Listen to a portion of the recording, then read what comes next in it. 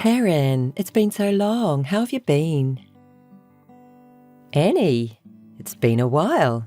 I'm doing fine. What's up? Hey, you bought a new coat from the brand new shop near the station, right? I saw you going into the store and buying coats.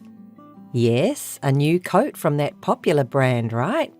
Yeah, it's the limited edition and only those who win the lottery can buy.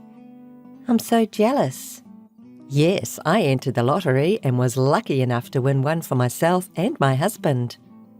What? For you and your husband? Does that mean you have two? That's not fair. I couldn't get one. I don't know what to say. We just won the lottery. If you have two, give one to me. What? How could that be? Come on. The coat definitely looks better on me than it does on you. Please? No, my husband and I were looking forward to it. And you buy coats from all different kinds of brands, right? It doesn't have to be this one. What are you talking about? You're saying it's a limited edition, right? They're not going to be sold in stores. Hey, please. Ever since we were little, you've wanted things that I use and things that I love, and I had to give them away to you because you insist on begging me. But come on. The adults around us also spoiled you by telling me to lend you a little because as soon as I hesitate to give it to you, you would start crying. And you're an adult now, so quit doing that. If you want something, you can buy it yourself, right? That's terrible. That's how you thought of me? I thought we were friends. Stop doing that. I won't give you my coat anyway. Well then. Hey Karen, wait. Karen, can I talk to you now? Sure, what's wrong? A woman who said she was your childhood friend came to our house. Annie? Yes. She said she came to pick up the coat we bought at the store near the station. What? She said you promised to give it to her. Huh? Sorry, Will. I didn't promise that to her. Annie just says what she wants. I can't believe she came to our house. I see. Good. The coat is the one you were so excited about, right? The one you picked out for me too? Yes. I gave it to you the other day. The coat. When I told her that you and I had won the lottery, she said she wanted one of them, but I refused. I thought it was strange. I didn't think you would easily give it to her just because she was a childhood friend since you were so excited about the coat. Well, I didn't open the door, and I said through the door, I don't think my wife promised that. I'll have to check with her, so you'll have to leave for now. But she didn't seem to give up at all, and she stuck around for a while. Really? Sorry for bothering you. It's okay. Well, when she said, "You're trying to tear me and Karen apart," it was so bad that I broke out in a cold sweat. I'm really sorry. Annie has always been like that, and I was at her mercy. I'm really sorry to ruin your day off. You're not the one to apologise. It's worse to take advantage of people's kindness. Karen, you've always been holding yourself back and putting up with it for her since you were little. You're victim enough. It's obviously strange for an adult to want something that belongs to someone else. So it's not your fault. Thank you, Will. I'm sure Annie still thinks she can take advantage of me. Well, it's best to keep a distance between a friend like that. I don't know her well, but maybe she hasn't given up. If she knows where we live, we don't know what she's going to do next. I'm sorry to say this about your childhood friend, but no, you're right. I'm sure Annie hasn't given up yet. She's still going to do something. After I finished talking to Annie through the door, I sneaked out the window to check and saw her standing in front of the house. She must have been standing in front of the house for a few hours after being turned away. I was honestly surprised. She probably waited for me to go out. Oh my. Let's install a security camera just in case. It can be evidence when something happens. I totally agree. A long time ago, once she wanted my precious doll and I didn't want to give it to her, and she had sneaked into my house. My parents found her. but she was still a child at the time, and Annie was crying and lashing out, so I had to give her the doll. Annie will do anything to get what she wants. That's what happened? That's scary. Okay, I'll go buy it right away. Thank you, Will. What are you talking about? You're my wife. I'm here to protect you. I'm not sure I'd be comfortable with just a camera. Shall we double the door locks? Also, the intercom camera is not working, right? Let's fix it too, so you can see the face clearly. Will? But it costs a lot of money, doesn't it? What are you talking about? I'll think about it a little more. See you later. Come home safe. If anything happens, call me right away. Yes, thank you. Just in case, you should take a taxi home today. If you're worried about money, I'll pay for it when you get home. It's okay, I have cash today. Really? Yes, thank you so much. Then be careful. Karen, how have you been?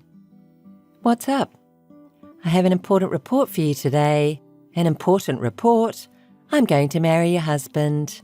So I want you to divorce him. What are you talking about? No wonder you're surprised. I'm surprised too. But you know, strike while the iron is hot, right? That's why I want you to get a divorce soon. I don't know what you're talking about. Actually, I went to your house the other day thinking it was about time you were satisfied with your new coat and ready to give it to me. I was surprised that your husband, who had been refusing for a long time, finally opened the door. Your husband was chubby when I saw him at your wedding, but now he's so fit and handsome. Well, yeah, my husband has lost 30 kilos since the wedding. I bet he worked hard for me. To be honest, I don't like chubby men that much. I wonder if he had his eyes on me at the wedding. But when I thought that he worked so hard for me to become a handsome guy, I was kind of happy and fell in love right away. Huh? And you think this is my selfish delusion, right? But your husband seems to care about me too. What do you mean? Because your husband said to me, if you don't have the coat yet, I'll give it to you, and handed me a new coat. This means he's already accepted me as his wife, right? I think he doesn't know how to approach women. That's probably why he can only express his love to me in this way. I think it's his own way of showing his love for me. Wait a minute, how can that be showing love? Because he took off his coat in front of me and gave it to me. You don't do that to a woman you don't like, do you? And the coat he gave me was a men's coat. You gave it to your husband, right? He must like me already. He did it to get my attention. He's shy, so he just can't say it clearly. That's why I contacted you. This is for me, your husband, and you. You understand that, don't you? So, give me your husband. You'll give him to me, right? Annie, I've had enough. Can you prove that my husband likes you? I think I'm pregnant with his child.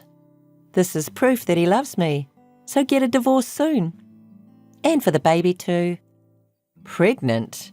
You can't be. Enough with the obvious lies. It's true. You won't believe it right away, but I'm not lying. I said enough is enough. Hey, my husband is in Europe on business right now. And yet, how could you be pregnant with my husband's child? Karen, don't be a liar, okay? Because I actually met him. I'm not lying. He's been on a business trip abroad for 4 months. He's never been back for 4 months. You must have had an imaginary pregnancy. And you said he gave you a coat? But he wore it on his business trip. That's why I gave him the coat. His business trip will take at least 6 months, as long as a year.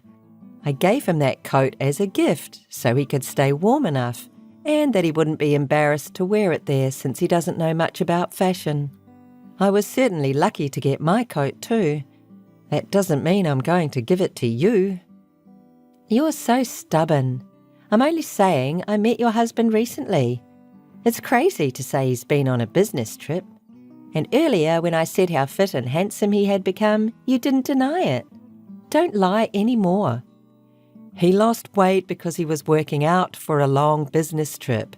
He used to run and go to the gym every day, so he lost a lot of weight. So who the hell gave me the coat? Maybe, Karen, are you cheating? No. You met my husband's younger brother. Brother? Yes. You and my husband talked through the door, right? At that time, my husband, who was worried about your behaviour, asked his brother, who lives near the university, to stay home while I was away at work. And I just got a message from his brother. What does he say?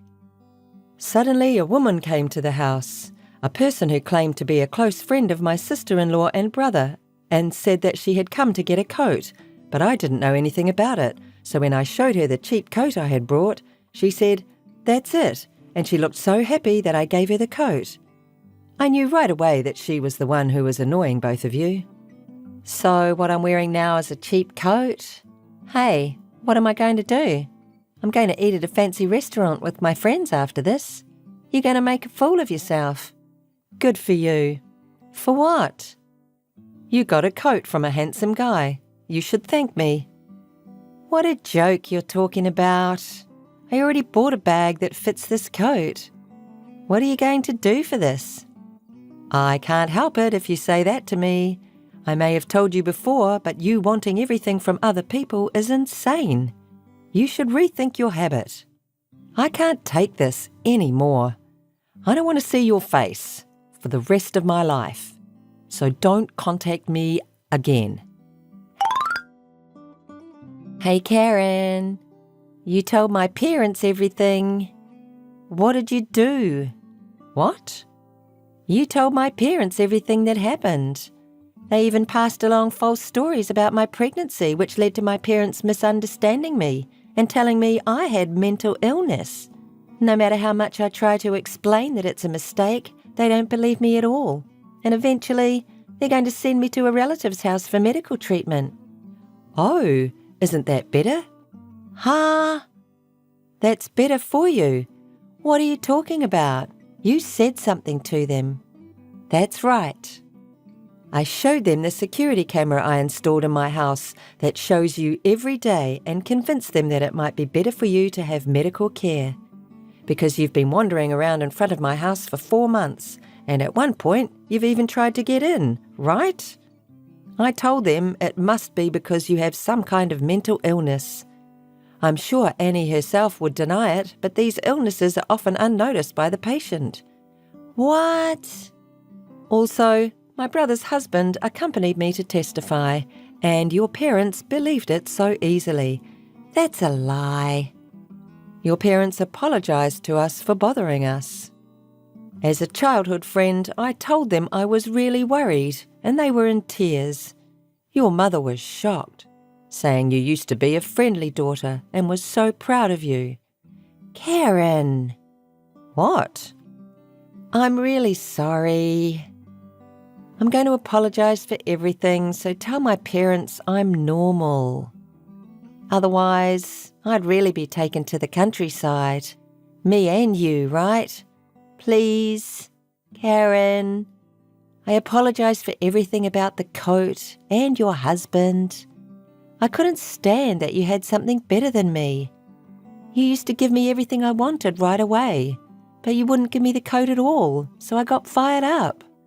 I'm really sorry. Are you really willing to apologise? Huh? Can't stand me having better things? I gave you everything. Come on. Ever since we were little, every time you begged me, I hated it. My favourite toys and the dolls I loved, everything was taken by you. Not if you cared for it, but you threw it away as soon as you got tired of it. I knew it. I'm sorry, Karen. I didn't know you were so bothered. Annie, you're insane. You need to get treatment. Don't say that. Wait a minute, Karen. I hope you go to the countryside and be decent. I'll never see you again. Karen, please. Don't abandon me. Karen. Annie was then sent to a country town where her relatives live, and she's said to be living with relatives who are more strict than Annie's parents, monitoring her behaviour to make sure nothing happens to her. She's also had her phone taken away and is apparently not allowed to call or contact anyone without permission. Of course, I never hear from her, and since there is no train service in the country town, she has to ask her relatives to drive her to the station. But Annie's parents told me that wherever she goes, one of her relatives had to stay with her in case something happened. Her parents told me not to contact Annie as much as possible because if they didn't go that far, Annie's illness wouldn't be cured. Of course, I won't contact her. My husband's brother didn't get the coat back from Annie after all, so we tried to give him a new coat. But he didn't wear a coat very often and he didn't think it suited him, so he said it's okay and politely refused. By the way, the photos that Will sends me every day show the gorgeous streets of Europe and Will wearing the coat I gave him. Hello, Judy. How are you? Eric? It's been a while. I thought we had long since lost touch. What brings you here now? It's been a while. I think the last time we contacted each other was after graduating from college. I have some news for you today. Actually, I'm getting married soon. I really want you to come to the wedding. I've sent you an invitation. Has it arrived yet? You're getting married? Congratulations, but there's no way I'm going to your wedding. I'll send back the RSVP with a decline. Don't say that. Please mark your attendance. I'll be waiting for your response. I'll send back the RSVP, but I won't be attending. If possible, please don't contact me again. Goodbye. Incoming call. Judy, did you RSVP to the invitation? You said you couldn't attend yesterday, but that was a joke, right? Of course you'll be attending, right? I can't believe you would say that. I'm disappointed. I RSVP'd with a decline. Why would you do that? I specifically invited you to come. Do you have something else going on? What you did to me, have you forgotten already? What I did to Judy? Do you not remember why we broke up? You cheated on me with my friend, didn't you? While we were together, you were tempted by my friend and you dumped me, right? Oh, that's what this is about. You can't possibly have forgotten. And yet you have the audacity to send me a wedding invitation. You really have no tact. It's no big deal, just inviting you to my wedding. And the bride isn't even Anne. Even though you knew that you and I were dating, Anne cheated on you? I thought you two were good friends. Well, you two were close, right? I do feel a little guilty about dating Anne. But is it really worth getting so angry about? I haven't forgiven the two of you yet, and I have no intention of forgiving you in the future. There's no way I'm attending your wedding. I can't offer my congratulations. Absolutely not. What are you even thinking? Okay. That's all in the past, isn't it? How long are you going to hold on to this? Just forget about it. I can't forget about it, you know. I lost both a boyfriend and a friend I trusted. I was deeply hurt by being betrayed by both of them. Oh, sorry. I apologize, so please forgive me. You don't even seem sorry enough to forget about it. You don't even have the intention to apologize, right? Even if you apologize, it's the same. I won't forgive you. Okay, calm down. But anyways, listen to me instead. I went ahead to the wedding venue with Anne. It's really luxurious. So I talked to Anne about having a grand wedding that would match the venue. Both Anne and I have a lot of friends, so we want everyone to celebrate with us. I want a lot of people to come, you know? All of our friends from college, I sent them invitations, so if Judy comes, it will surely be fun. It might be a little tough to see us happy together, though. I've said it many times, but I won't be attending the wedding. I can't forgive you for cheating, knowing that you were my boyfriend, and I can't forgive Anne for dating you and stealing you from me after knowing that. I have no intention of getting involved with you two in the future. Don't contact me again, okay? It's already in the past. Just come to the wedding, okay? I've said it many times, but I want to have a grand wedding. For that, I want to invite a lot of people. After all, I met Anne in college, so I sent invitations to all our college friends. It's only natural, right? I haven't received a response yet, but I'll be able to see everyone. Aren't you looking forward to it? I don't know about your circumstances. We can meet without the two of you around. So it's not necessary to see each other at the wedding. Inviting your ex-girlfriend like me is something I can't imagine happening normally. Anne is insisting that Judy must come no matter what. Anne? Is she planning something strange? Well, I don't know. I don't want to see Anne either. There seems to be something fishy going on, so I don't want to go even less. I'm hanging up now. Goodbye. Hey, the conversation isn't over yet. Goodbye. Hi, Judy. Long time no see. Are you doing well? Well, I guess not. I got your RSVP for the wedding invitation, but you won't be attending? I asked Eric to persuade you. But now it's you following in his footsteps. I'm fed up with this. What? I told Eric too. I have no intention of getting involved with you two. Hey, first of all, congratulations on our wedding, right? Celebrate our happiness. Your friend is getting married. I don't consider you as my friend anymore. I think you two are the worst. I can't even congratulate you. Stop saying such horrible things. Well then, you don't have to think of us as friends either. Please come to the wedding, otherwise my plan will be ruined. Plan? What are you talking about? It's a brilliant plan. To see you witnessing Eric and my's happiness and feeling frustrated. But if you don't come to the wedding, that plan won't work out, right? I want to show you myself in a wedding dress. So are you attending then? I'll reserve a seat for you. Huh? Are you sane?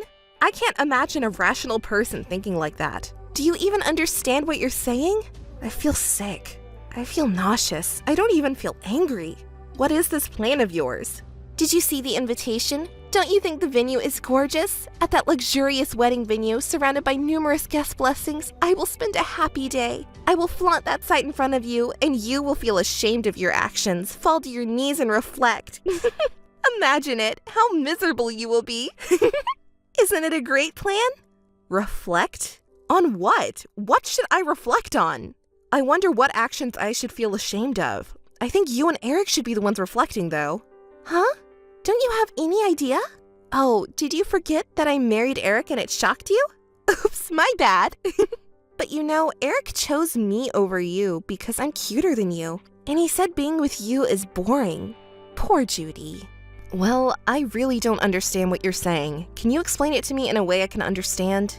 You don't get it? Wow, I didn't think you were that dumb. All right, I'll explain it to you. You see, back in college we were friends, right? Until you cheated with Eric, that is. I thought we were good friends. Well, we were friends, but I actually didn't like you all that much. Is that so? Then why did we hang out together?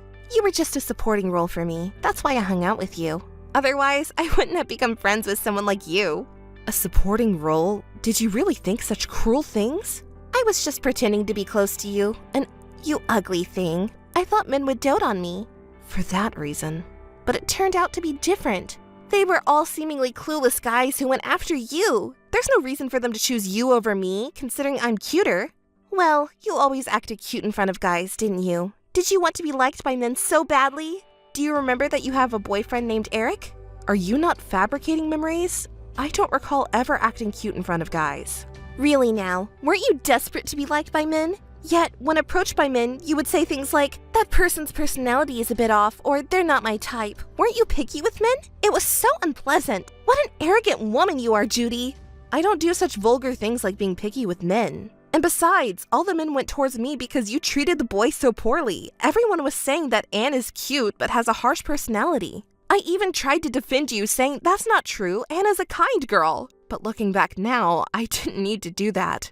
What are you talking about? I'm not the one at fault here. It's all the men's fault for being fooled by someone like you who pretends to be innocent when in reality you're a self-centered woman who likes men. So I thought I would make you reflect on your actions. If someone doesn't do it, you'll never understand, right? That's why I planned it all out. A woman who manipulates men around her deserves to be punished, don't you think? So I invited your precious boyfriend to my wedding with him and showed him my happy appearance. I thought it would make you reflect a little. Do you understand? It's all for your sake to make you realize. I'm such a kind person, aren't I? Such delusional thinking. And talking about punishment? Who do you think you are? It's a nuisance to be dragged around by your delusions. It's not a delusion, it's the truth. You are a self-centered woman pretending to be innocent. Are you still going to say such things? You don't seem to have any intention of reflecting at all. I'm glad I planned it after all. Come to the wedding, won't you? When you see me as a bride, I'm sure you'll feel quite bitter. Did you really think that you're superior to me? Too bad. I'm marrying Eric, whom you like. After the wedding, I'll build a happy family, something you can't do. You should reflect on your past actions if you're capable. I don't have anything to reflect on. I won't attend the wedding, and I'm not even remotely regretful that you're marrying Eric. Do whatever you want with the wedding or anything else. I know how frustrating this must be for you. Well, to be honest, I never had any intention of marrying Eric or having a shotgun wedding. I feel a little sorry for Judy, though. Eric says I'm better than you and that he'll make me happy. Jealous, aren't you? After all, you won't be able to marry anyone. I don't want to hear it anymore. You betray people and yet you act so insensitive? I don't want to marry Eric or anyone like him. Well, I wish you happiness. Enjoy your time together, the two of you. No energy to argue back? Feeling down? Poor thing. Yes, I'm tired of it already. I don't want to talk anymore. Poor thing. Just make sure you attend the wedding, okay? I want you to reflect. Listen, Anne, I'll say it again and again. I have no intention of attending the wedding. Can't you at least admit that? I see. Even after saying all this, you still won't attend. But at least now you understand what kind of actions you've taken in the past. It's a pity you won't be able to attend the wedding, but in terms of prompting reflection, it's a success. Maybe you're right. Yes, that's true. If you can't come, at least prepare a congratulatory message, even just one. You can explain all the foolish things you've done in the past and how wonderful of a couple we are. Come up with an impressive message befitting a grand wedding. Think about it. Incoming call. Incoming call. Hey! Incoming call. Pick up the phone! Don't keep calling me multiple times. You're being persistent. I don't want to be involved with you anymore. How many times do I have to say it to get through to you? I don't care about such things. What are you even doing for me? I'm busy, so stop it. Answer my question. Why did you send me that? It's ruining the wedding. Oh, come to think of it, today was the wedding, right? Congratulations. Did everyone get to see our happy face? As if I would ever think that. What was that movie about? I'm glad it arrived safely. How was my message in the movie? Huh? Did it move you? I won't be moved by it at all. You embarrassed me. Sending something like that. What were you thinking? It's because you pressured me to prepare a congratulatory message to let all the guests know what kind of foolish things you've done in the past and what an amazing couple you are. I worked together with everyone to create it. Don't joke around. You ruined the wedding. And besides, what do you mean by work together with everyone? Explain! You invited some of our college friends, right? Did anyone attend? None of our friends attended. Did you do something? I'm sure you did something. Did you threaten everyone not to come? Don't blame me for it. I wouldn't do such a stupid thing. It's not me we're talking about here. After you sent invitations to everyone, I received messages from everyone saying it looks like Eric and Anne are getting married. They seem to want to have a grand wedding and have sent invitations to all their college acquaintances. I wonder if Judy didn't receive one either? You see, everyone knows about you trying to steal Eric from me when we were dating in college, how Eric fell for it and cheated on me, and how he dumped me. So when they found out I was also invited, they were astonished at your insensitivity. When I told them that you asked me to send a congratulatory message, they were at a loss for words. They couldn't believe how audacious you were. That's when everyone said they would help put together not a congratulatory message, but rather a video exposing your actions. What? You have some interesting friends. By the way, I never said not to attend the wedding. I think everyone chose to decline the invitation based on their own will. It's only natural considering they know about your actions during our college days. Why would you say something so cruel? Everyone is being so harsh. It's ironic how you can say such things while disregarding your own actions. Well, in the message video, everyone revealed a lot of things, didn't they? Wasn't it initially about how you plotted to steal Eric from me even though I was dating him, and how arrogant you were deceiving other guys around us? You thought you would make me reflect on my actions and took Eric away, right? Your imagination knows no bounds. Everyone testified to that, didn't they? They said I was pretending to be innocent, but in reality, you twisted the facts and approached Eric on your own. It's not a delusion. You acted all cute in front of guys in reality. Eric must have been a fool to be deceived by you and cheated on me. It's really ridiculous. And on top of that, you tried to invite me to your wedding after doing such cruel things. That's so insensitive, as they pointed out. Did you understand that? Well, in order to have a lavish wedding, you need to invite a lot of guests. And besides, what happened in colleges in the past? Forget about it already. I wanted you to reflect on your actions. That's why you needed to come to the wedding. That's what they're calling insensitive. Why can't you understand that? Oh, by the way, I didn't realize it at the time, but it seems like Eric was quite a player. Even after officially dating you after we broke up, many girls testified that they were approached by him. Even when they rejected him, he kept trying to pursue them and it was bothersome. So they said. I didn't know he had such a habit of cheating. It seems like he was careful not to get involved with acquaintances from college. If we had stayed together and gotten married, I shudder to think about it. It's a good thing we broke up, and I have you to thank for that at least. Thank you. I didn't know either that Eric was fooling around with other women like that. It's a terrible betrayal. It seems he was playing around until just before the wedding. With so many testimonies coming out, he must have been quite promiscuous, right? I didn't know. I was also deceived. Well, Eric's story was also awful, but so were you. You caused trouble for many people just like me by being an arrogant woman and making baseless accusations. There were testimonies that said they received one-sided harassment from you. It wasn't just baseless accusations, there were legitimate reasons for it. Maybe the problem was on your end? By the way, there were quite a lot of people who were affected by you guys, huh? Thanks to that, I never ran out of material for my movie. Thank you. Editing was tough, but I'm happy to see that people got to see it. I'm sure everyone who helped is also happy. You're so noisy! I didn't want to see that kind of thing. I heard that there would be a surprise movie, and I was so excited. I was planning to introduce you guys in a positive way, but it turned out like that. It's not my responsibility, right? I heard from friends who attended the wedding that you guys were making a fuss like, stop, stop, during the movie. It was a message movie that we all made with effort. Your parents and other guests must have been surprised, knowing that the bride and groom are such terrible people. Please stop it already! Thanks to that movie, the wedding was ruined, and then Eric's parents told me we didn't think our son would marry such a girl. Eric may be at fault too, but please pretend this marriage never happened. The whole wedding is on the verge of being canceled. My parents also said don't marry such a man. Eric is also hurt. He hasn't said a word to me since the wedding ended. Can you understand our feelings? I don't want to understand. I don't want to think about it. What kind of cruel woman are you? Take responsibility. Yes, you're right. Since the wedding was ruined, you need to compensate us. Pay for the wedding expenses, and we'll also charge you for damages. I'll make sure to bill everyone involved in that movie. I refuse. Why do we have to pay? Because your movie completely ruined our wedding. Marriage is about to disappear. Of course, right? That you take responsibility and pay for all the expenses we incurred. I already told you, I refuse. Why don't you worry about yourself instead? What if you were sued for your actions so far? It must be tough, right? How many people have you harassed in the past? Just by saying you're making a movie, you've gathered quite a number of victims, you know? What will you do if everyone sues you? Well, In fact, you might end up being sued instead. And, besides harassment, you boasted about shoplifting, haven't you? You probably have many other shady things you're hiding, aren't you? Are you really okay? Well... And if Eric's parents are against the marriage, they might sue you too. But Eric promised to make me happy. Now that they've seen your true nature, they might want to retract their support. Do you understand?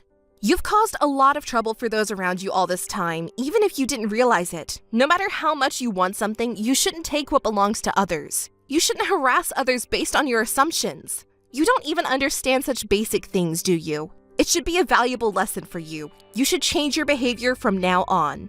Like that? If you understand, then never bother me again. If you do that, I won't demand compensation from you, I won't report your past crimes, and I'll even delete the movie. How about that? Understood. Don't contact me anymore. I'm cutting you off. Hey, Judy? Hey, listen, don't ignore me. Eric's gone. Hey, do you know where he is? Answer me. Ugh, you really can't understand my words, can you? Didn't we promise not to get involved with each other anymore? And didn't we promise to keep the past in silence? Can't you even understand something as simple as that? Can I sue you? That's not the point. The day after the wedding, Eric disappeared. Do you know where he is? Do you have any idea? I wouldn't know where he is. Why are you asking me? I'm asking not only you, but everyone else too. But nobody gives me any answers. Are they all hiding Eric? Where could he have gone? He doesn't answer his phone, and my messages remain unread. I wonder if he ran away because you asked for compensation as a condition for marriage. How do you know about that? I heard from a friend who attended your wedding. After watching that video, I found out that Eric had been involved with someone other than me. You were apparently quite angry about the fact that he was fooling around until right before the wedding. Well, it's only natural to be angry. I was betrayed, so it's only expected, right? And you too were accused of various wrongdoings in that video. But you seem to have turned a blind eye and confronted him. Did Eric say anything? I remember him saying that he didn't think you were that kind of woman.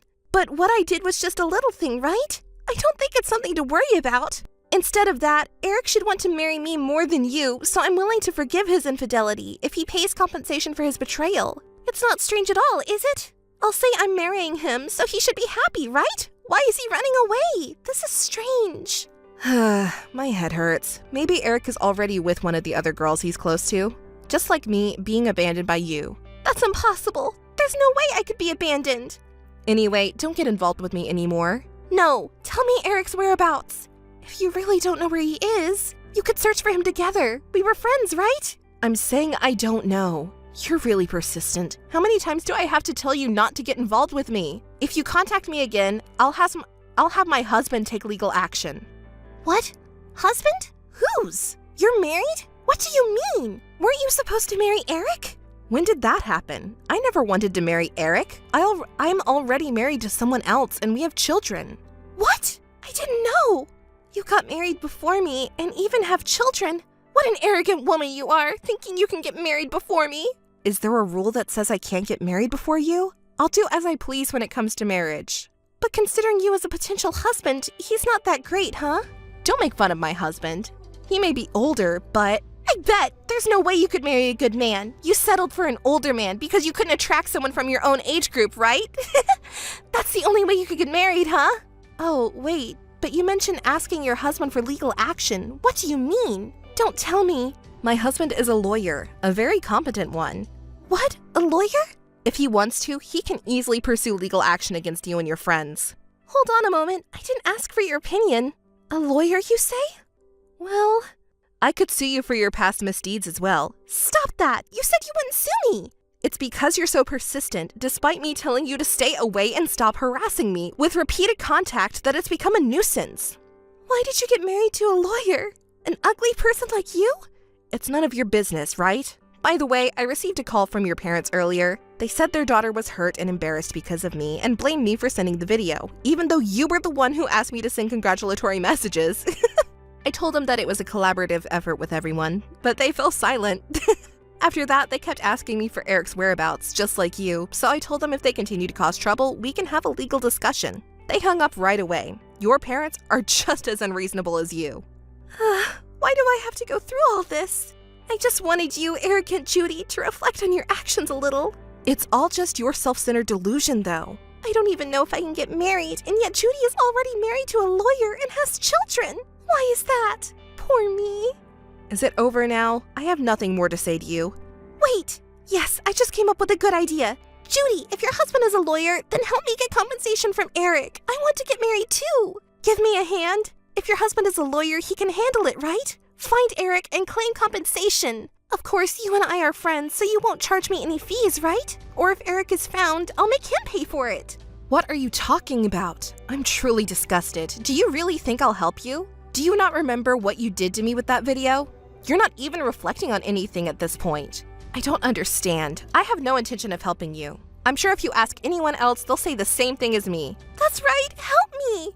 I hate it. Why don't you try asking someone else for help? Just try asking for help from someone else as an experiment. Oh, but even if Eric is gone, no one will respond, right? Well, it might be impossible then. Please, I beg you, help me find Eric. We used to be friends, right? Did you forget about that? It's true that we had good times together, but I was just a pawn for you to use, remember? You were just pretending to be friends with me. We were never friends to begin with. I'll delete your contact information too. Don't ever contact me again. If you try to contact me again, I'll really have my husband press charges against you. Hey, please, help me, I'm begging you. Your husband is a lawyer, right? Please cooperate. Hey, I'm begging you, don't ignore me. Anne desperately searched for Eric, but he was never found. She was ignored by Judy and pleaded with other friends for help, but as Judy had said, no one lent a hand. And so, Anne and Eric's marriage effectively fell apart. Anne played the role of the tragic heroine abandoned by her husband, but those around her who knew the truth were incredibly cold. No one sympathized with Anne. A few years later, she met a new man and thought it was a fateful encounter, but he turned out to be a fraud. Without realizing it, Anne was swindled out of all her remaining assets. Now, it seems she quietly lives with her parents.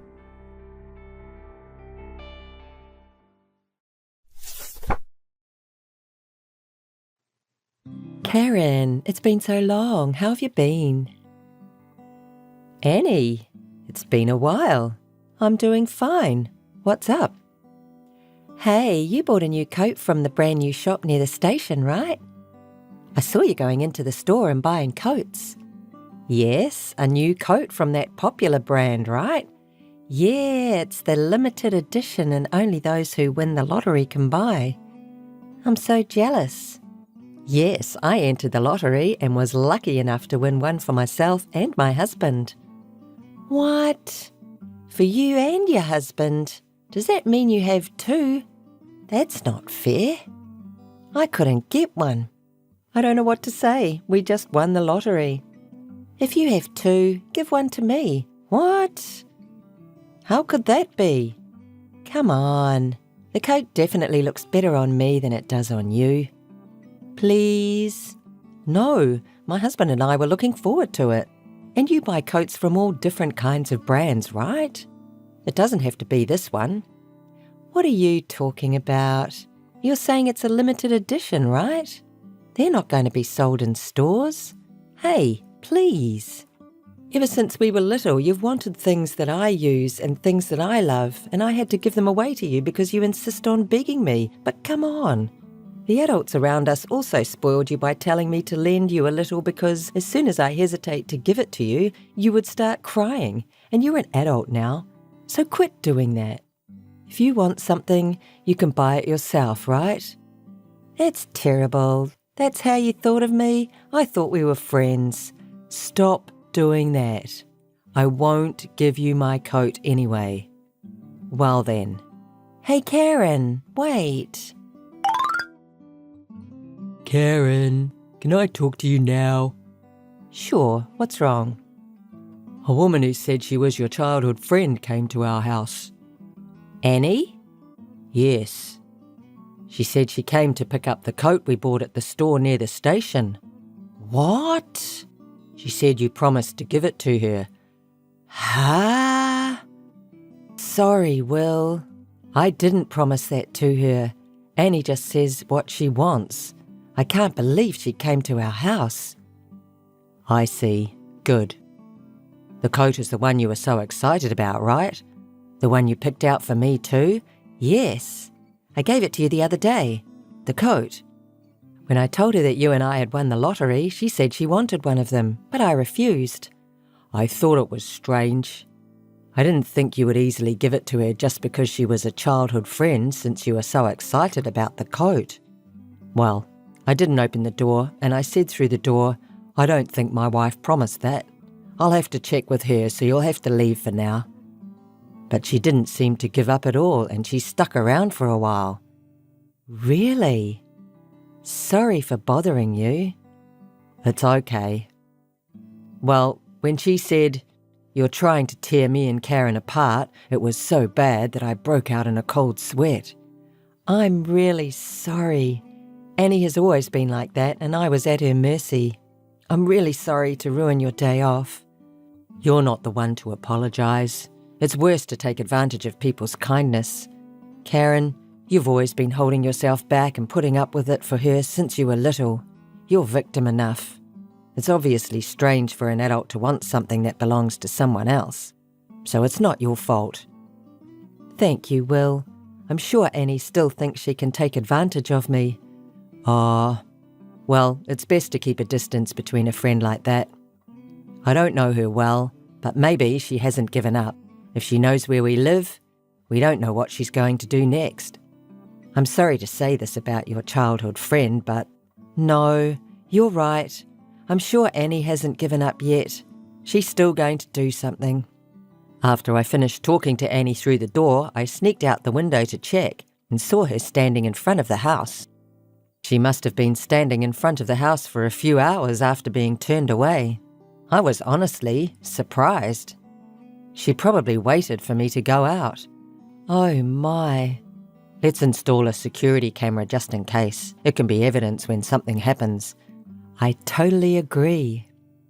A long time ago, once she wanted my precious doll and I didn't want to give it to her, and she had sneaked into my house. My parents found her, but she was still a child at the time, and Annie was crying and lashing out, so I had to give her the doll. Annie will do anything to get what she wants. That's what happened? That's scary. Okay, I'll go buy it right away. Thank you, Will. What are you talking about? You're my wife. I'm here to protect you. I'm not sure I'd be comfortable with just a camera. Shall we double the door locks? Also, the intercom camera is not working, right? Let's fix it too, so you can see the face clearly. Will? But it costs a lot of money, doesn't it? What are you talking about? I'll think about it a little more. See you later. Come home safe. If anything happens, call me right away. Yes, thank you. Just in case, you should take a taxi home today. If you're worried about money, I'll pay for it when you get home. It's okay, I have cash today. Really? Yes, thank you so much. Then be careful. Karen, how have you been? What's up? I have an important report for you today.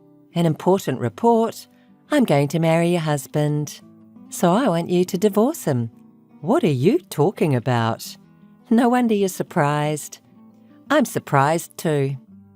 But you know, strike while the iron is hot, right? That's why I want you to get a divorce soon. I don't know what you're talking about. Actually, I went to your house the other day thinking it was about time you were satisfied with your new coat and ready to give it to me. I was surprised that your husband, who had been refusing for a long time, finally opened the door. Your husband was chubby when I saw him at your wedding, but now he's so fit and handsome.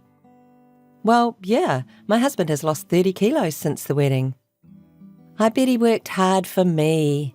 To be honest, I don't like chubby men that much. I wonder if he had his eyes on me at the wedding. But when I thought that he worked so hard for me to become a handsome guy, I was kind of happy and fell in love right away. Huh? And you think this is my selfish delusion, right? But your husband seems to care about me too.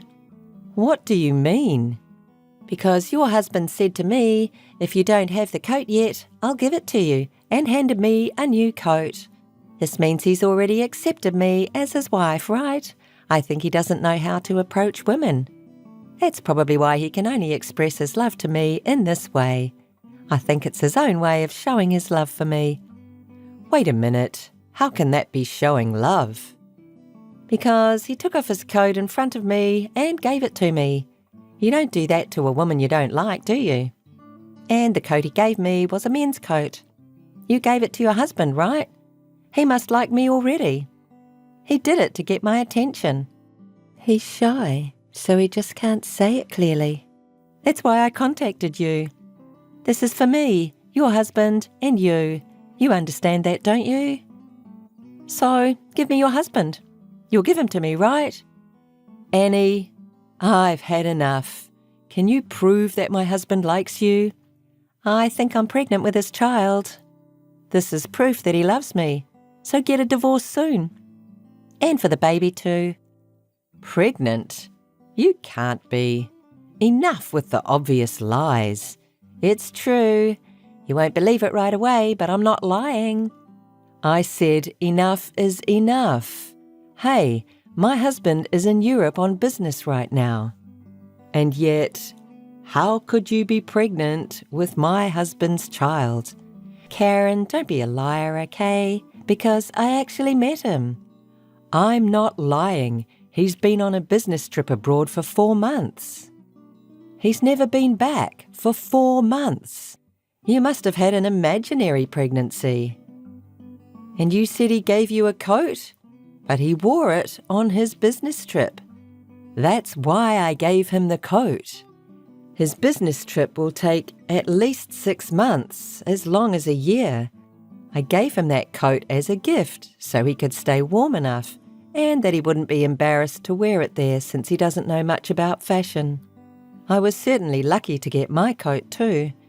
That doesn't mean I'm going to give it to you. You're so stubborn. I'm only saying I met your husband recently. It's crazy to say he's been on a business trip. And earlier, when I said how fit and handsome he had become, you didn't deny it. Don't lie anymore. He lost weight because he was working out for a long business trip. He used to run and go to the gym every day, so he lost a lot of weight. So who the hell gave me the coat? Maybe, Karen, are you cheating? No. You met my husband's younger brother. Brother? Yes. You and my husband talked through the door, right? At that time, my husband, who was worried about your behaviour, asked his brother, who lives near the university, to stay home while I was away at work. And I just got a message from his brother. What does he say? Suddenly, a woman came to the house, a person who claimed to be a close friend of my sister-in-law and brother, and said that she had come to get a coat, but I didn't know anything about it. So when I showed her the cheap coat I had brought, she said, "That's it," and she looked so happy that I gave her the coat. I knew right away that she was the one who was annoying both of you. So what I'm wearing now is a cheap coat? Hey, what am I going to do? I'm going to eat at a fancy restaurant with my friends after this. You're going to make a fool of yourself. Good for you. For what? You got a coat from a handsome guy. You should thank me. What a joke you're talking about. I already bought a bag that fits this coat. What are you going to do for this? I can't help it if you say that to me. I may have told you before, but you wanting everything from other people is insane. You should rethink your habit. I can't take this anymore. I don't want to see your face for the rest of my life. So don't contact me again. Hey, Karen. You told my parents everything. What did you do? What? You told my parents everything that happened. They even passed along false stories about my pregnancy, which led to my parents misunderstanding me and telling me I had mental illness. No matter how much I try to explain that it's a mistake, they don't believe me at all. And eventually, they're going to send me to a relative's house for medical treatment. Oh, isn't that better? Huh? That's better for you. What are you talking about? You said something to them. That's right.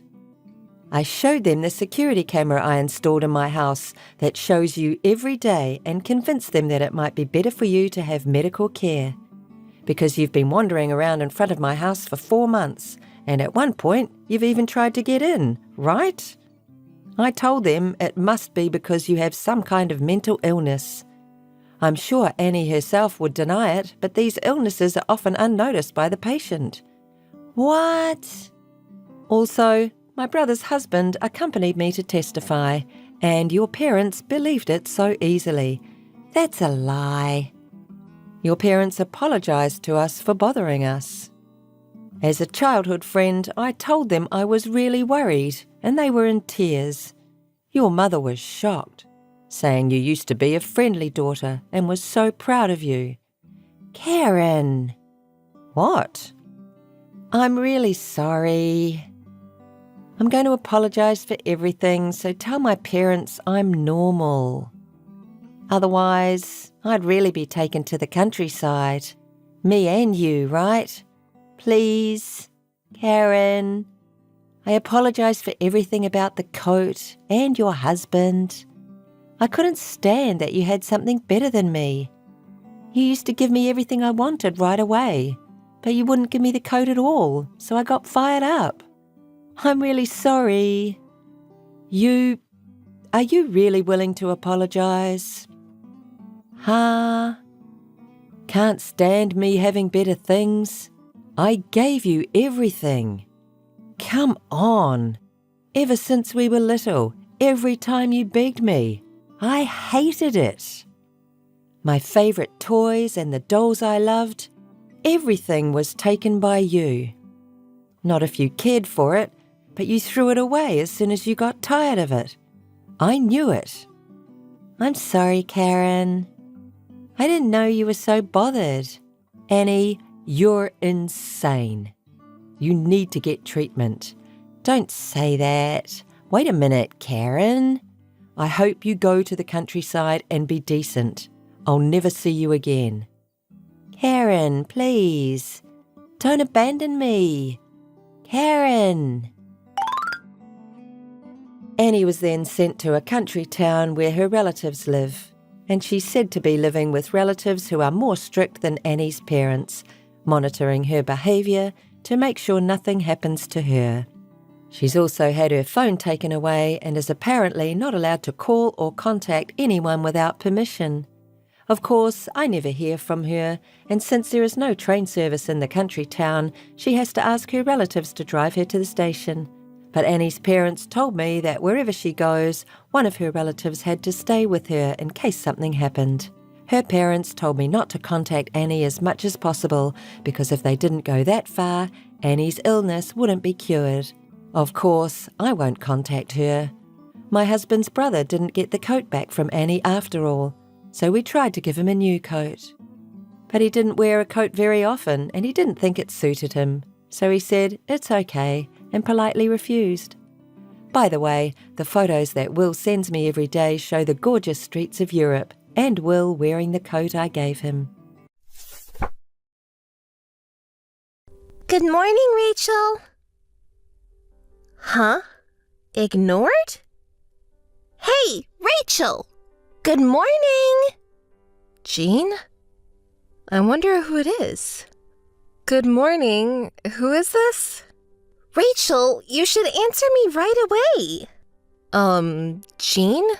I don't have any friends named Jean. Who are you? Who did you get my contact information from? Huh? Didn't Mike tell you anything about me? Oh, you know Mike. I didn't know he had a friend like you. Lies! Didn't he ever talk about his relationship with me? Oh, maybe our relationship is a secret? Oh no, what should I do? I just texted his wife. Oh no, I'm in trouble. Jean? You're Mike's friend, aren't you? What do you want from me? Did something happen to my husband? No, please don't use that term, friend. Mike is my boss, and I'm his team member. Oh, you're from the company. It's nice to know his colleague. Thank you for taking care of Mike. Yes, in the daytime we're colleagues. Daytime? At night, we're more than that. What? What are you talking about? Don't you get it? Me and Mike are in love, so give Mike to me, please. What are you talking about? That is so crazy. My head is spinning. That's called an affair, isn't it? What's wrong with that? What's wrong? Mike doesn't love you anymore. I want you to break up with him soon. Otherwise, I feel sorry for Mike. Feel sorry for Mike? Wait a minute. I don't understand. I can't follow what you're saying, and this is shockingly insane. But, come to think of it, Mike has been weird lately. He comes home late because he's busy with work, and he often comes home in the morning. He doesn't do any housework lately, which is not like him. I didn't hear anything from him. I never thought this would happen, but... Mike keeps saying he wants to divorce you. You're Mike's classmate, right? You're 5 years older than me. How does it feel to have your husband stolen by a younger woman? Do you feel miserable? Miserable, isn't it, old lady? You're rude, even though we've never met. I'll talk to Mike about this. Hurry, okay? Even though I'm younger than you, my 20s are almost over. I'm determined to get married by the age of 30. Please, get a divorce as soon as possible. I'm so stunned. You and Mike, so selfish. I can't believe Mike would want to marry someone like you, no matter how young you are. What do you mean, someone like me? Just being young and pretty is worth a lot. I knew he wasn't smart, but I'm so disappointed. You're finally divorced, old lady. I told you to hurry. Anyway, I'm going to thank you. Thanks! It's you again? What do you want all of a sudden? I just heard from Mike that you're finally going to divorce him. I told you I couldn't wait any longer. I heard that you were reluctant to break up. The old lady is so pathetic. Ugh, old. Watch your language. What's wrong with calling an old lady an old lady? More than that, you were dumped by Mike. Face the reality. Don't you understand that it's just ugly, crying and clinging to him that you don't want to break up? It was Mike crying and clinging, saying he didn't want a divorce. That's why it took so long to get a divorce. Are you going to lie this time? I'm not lying. I spoke to him the day after you contacted me, and I told him we could get a divorce right then. He's the one who's been reluctant to divorce until now, not me. I see. You're trying to look good, aren't you? Mike told me you didn't want to get divorced, that you were begging him every night. No matter how frustrated you are, it's really pathetic lying like that. Did I say I was frustrated? I'm just happy we're divorced. He was clingy every night, and it was really annoying. It's your new husband, Mike, who is pathetic. Now you're bad-mouthing him? You're so ugly. It's your fault he had an affair. You're an old woman with an ugly personality. You're done as a woman. I won't allow you to talk bad about Mike. We're divorced, and I have nothing to do with you two. I'm not interested in him or you. Don't contact me anymore. You too! Don't contact me again! Rachel, how are you? Old woman living miserably on your own? Contacting me out of the blue, so rude. I thought you were never going to contact me again. I started living with him, and I thought I'd tell you. I see. Are you guys getting along? Of course! We're in love every night. What, jealous? An abandoned old woman gets jealous? It can't help it. I'm young and cute. The old woman is destined to be abandoned. Did something happen? The way you're provoking me is really terrible. Say whatever you want. I win. We got married. What? You're officially married? Well, that's great. Congratulations. What with that attitude? Can't you congratulate me from the bottom of your heart? I'm so happy for you from the bottom of my heart. You haven't heard anything from Mike? What are you talking about? I'm not going to tell people about our marriage yet. Why? Whatever. Let me guess. You can't tell your colleagues or your family that the boss and subordinate got married after having an affair. More than that, compensation. I want to clear that up quickly. Did you know the word compensation? What, do you think I'm stupid? Of course I know. That's why I contacted you. I'm glad you did. That makes it much easier. I was thinking about what to do about it. I'll contact you when I get the details.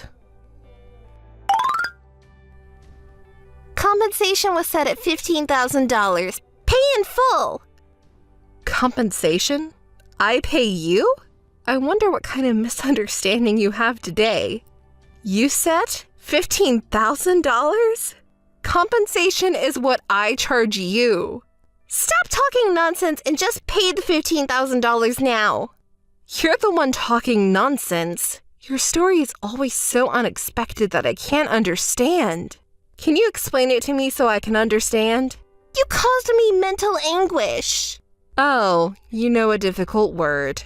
What did I do to you?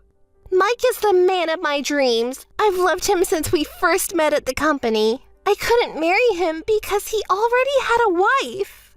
I couldn't marry him, so I had no choice. It's your fault. You're responsible for all this. Pay $15,000 right now. I've never talked to someone as selfish and stupid as you. I don't know who taught you that, but do you think that kind of childish logic works in the world? Okay, for the time being, I'm going to demand you $40,000 in compensation, so pay me. I'm the one who gets compensation. Do you know what compensation means? Don't make fun of me. Anyway, I'm not going to pay you a penny. Shush! I don't care about your logic. Just pay $15,000, stupid old lady. You're old, so you must have a lot of savings, don't you? Whether I have savings or not, I don't have the money to pay you. We're not going to get anywhere talking about this. Let's have lawyers and discuss this. A lawyer? I don't mean to make it such a big deal. Really? Then I'll forgive you for what you did for $40,000. You can pay that, right? $40,000? There is no way I can pay that much money. Why are you charging me so much? I told you I was fine with $15,000. $15,000 for Jean and $25,000 for Mike. You're a married couple, aren't you? I'll charge you $40,000 in total. Did you know I can claim compensation not only from my ex-husband, but also for his mistress? It's the law. No, I don't know anything about that. The law? I can't pay what I can't pay no matter what you say. I don't have any savings or anything. I assume you also don't know there are very few cases where the cheater doesn't have to pay compensation. I don't. Oh, lost for words? What happened to the momentum you had earlier? There's no point in talking about it here. See you in family court. Jean? Did she run away? Missed call. Missed call. Come on, answer the phone right now. Rachel, I got a strange paper. You did it, didn't you? What a certification of content? What's all this? We talked about compensation 2 weeks ago, right? Have you forgotten already? Oh, I remember. I don't approve of paying, and I don't have that kind of money. I had my lawyer check with that certification of content. If you don't pay, we will be going to court. Shall we settle the matter in court? Oh no, I don't want court. I don't have the money to get a lawyer. Hey, just wait a minute. It's too expensive. How's $10,000? Or maybe $7,500? No way. $15,000 is well within the average. Mike's $25,000 is a little too expensive. Why is it that I'm $15,000 and Mike is $25,000? The compensation I'm charging him is $15,000. The rest, $7,500, is money I lent him, and I'll get it back from him. Huh? Debt? That's not what I heard. Rachel, you... How bad do you want the money telling such a lie? I won't let you take money from us who have no savings. I'm not lying. Mike didn't tell you anything. I'm sure you're shocked, but calm down and listen. His debt is not $7,500. What? I don't know what you're talking about. His total debt is $300,000. So when I heard you officially married him, I was a little surprised. I never thought he would hide his $300,000 in debt and get married. What? Jean, are you okay? He's a terrible man. Well, but you love him, don't you? With the power of love, you can overcome anything.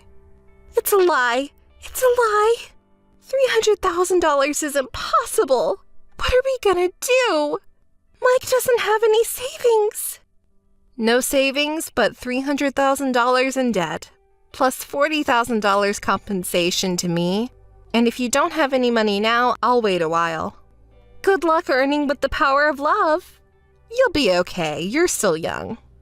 Oh, that bastard. $300,000 in debt. What should I do? Old woman, you're lying, aren't you? You're more bad-mouthed than ever. Which part is a lie? $300,000 is a lie. How can you get that much debt? He didn't spend that much on our date. I don't think he had time to go out with other women. It's gambling. That's another lie. He wasn't likely to be playing slots or horse racing. He was pretty addicted when he was younger. Slots, of course, horse racing and sports bet. He had a decent job, but whenever he got his paycheck, he gambled it all away that day. That can't be. Eventually, his salary wasn't enough, so he started borrowing money from a consumer loan. He started with $750, then he started borrowing $7,500, and his salary was gone just by paying interest. Maybe Married the wrong man? Well, he recently quit gambling and paid off his debt little by little. Why did you marry such a man? When he proposed to me, he swore he'd stop gambling and did the work. He swore he'd stop gambling, and he did work hard after we got married. I wanted to support him, too. I guess I was the only one who thought so. I didn't have a good eye for men. Don't say that! I'm sorry to pour salt on the wound, but... What? I told the company that you and Mike had an affair and got married. Oh my god! You are kidding! I'm not kidding. Originally, it was a boss-subordinate relationship at the company, right? You have to report to the company what their employees have done, you know? If you say that, I can't stay in the company anymore. Oh, your company prohibited in-house romance? Not really. If word got out that I was having an affair, they might ask me to voluntarily resign. Even you know that. But there's still the power of love. Good luck with love power. I can't believe I'm $300,000 in debt and also leaving the company. It's over. Ugh, I got fooled. After that, I reported the affair to the company, and the rumor spread quickly, and both of them quit immediately because it became difficult to stay at the company. Rumors like that spread fast, so Mike couldn't get another job, and he seems to be working part-time now. He's not a person who has skills in particular, so it's hard to change jobs or get a new job. He is going to have a hard time paying off his debts.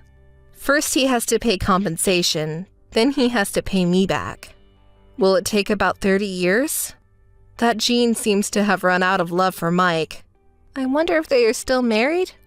I heard they're separated. Jean paid me, but since she doesn't have any savings, she borrowed money from her relatives to make money. Her family gave up on her and she couldn't make ends meet, but she got what she deserved after all. The man she stole from me after the affair owed $300,000. It's just hilarious. Well, I have to do my best too. Maybe I should start a business with the $40,000?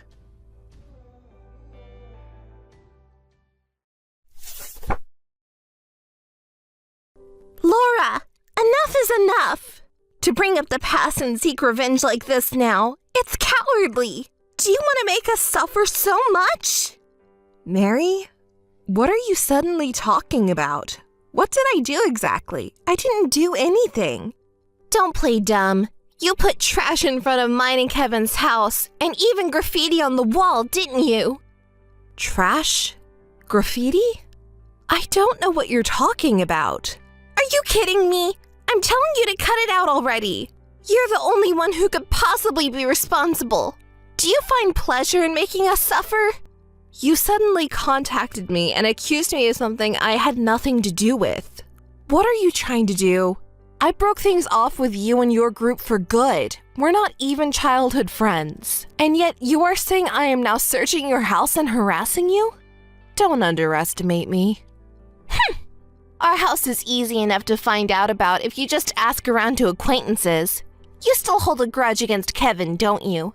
That's right. This is your revenge for having your husband taken from you 3 years ago, isn't it? What are you talking about with revenge? I told you I don't know anything about it, didn't I? I really wish you would stop this already. Kevin was drawn to me because you have no appeal, so it's neither Kevin's nor my fault, is it? It's your own problem, and yet you act like we're the villains. You used to shout all those things back then, too, but didn't we forgive you for all of that? We even let you say your insults in anger because we couldn't help it. And yet you're still harassing us like this. If you have time to do that, then go work on improving yourself. You're not attractive, so you need to put in more effort than others, right? Don't you understand even that much? You really don't listen, do you? It's not really me who's causing the trouble here, you know. I'm the one who's being harassed and bothered by you. Please stop already. Are you still bitter about losing a high-income, high-status husband? It's impossible for you to find someone like him now, isn't it? If you dare harass me again, you'll regret it. Hey, Laura. I heard from Mary that you were harassing our home. You seem to be the culprit. Do you still have feelings for me? Can't you forget about me yet? You suddenly contacted me and brought up this topic? I told Mary that it wasn't me. I'm not the culprit. Stay away from me. Are you planning to deny it now that you've been caught? How pathetic. Deny what? Huh? I already told you it wasn't me, didn't I? What do you and your wife want from me? Sorry, but I have a wife and family. I don't care about you anymore, haha. Can't you stop bothering me? I'm not doing anything. It's not me, you know? I'm grateful that you introduced me to Mary when we were dating. Thanks to you, I was able to find the person I truly love. But that doesn't give you a reason to harass me, does it? You're an adult, so you should understand that. Oh yeah, I remember now. Looking back, I'm glad I introduced a guy like you to Mary. Stop pretending you're strong. You still want to see me, don't you? That's not true. I broke up with you. I have no intention of ever getting involved with a man like you again. You're just pretending to be strong, aren't you? You wanted to get my attention so badly that you resorted to harassment, right? I get it. I'm not a devil either. If you really want to meet me, I'll do it for a fee. How about $100 per hour? Why should I have to meet you? Absolutely not. I'm actually struggling financially too. Mary controls our household finances, so I only get a $300 allowance per month, which I've realized isn't enough. I don't know anything about it.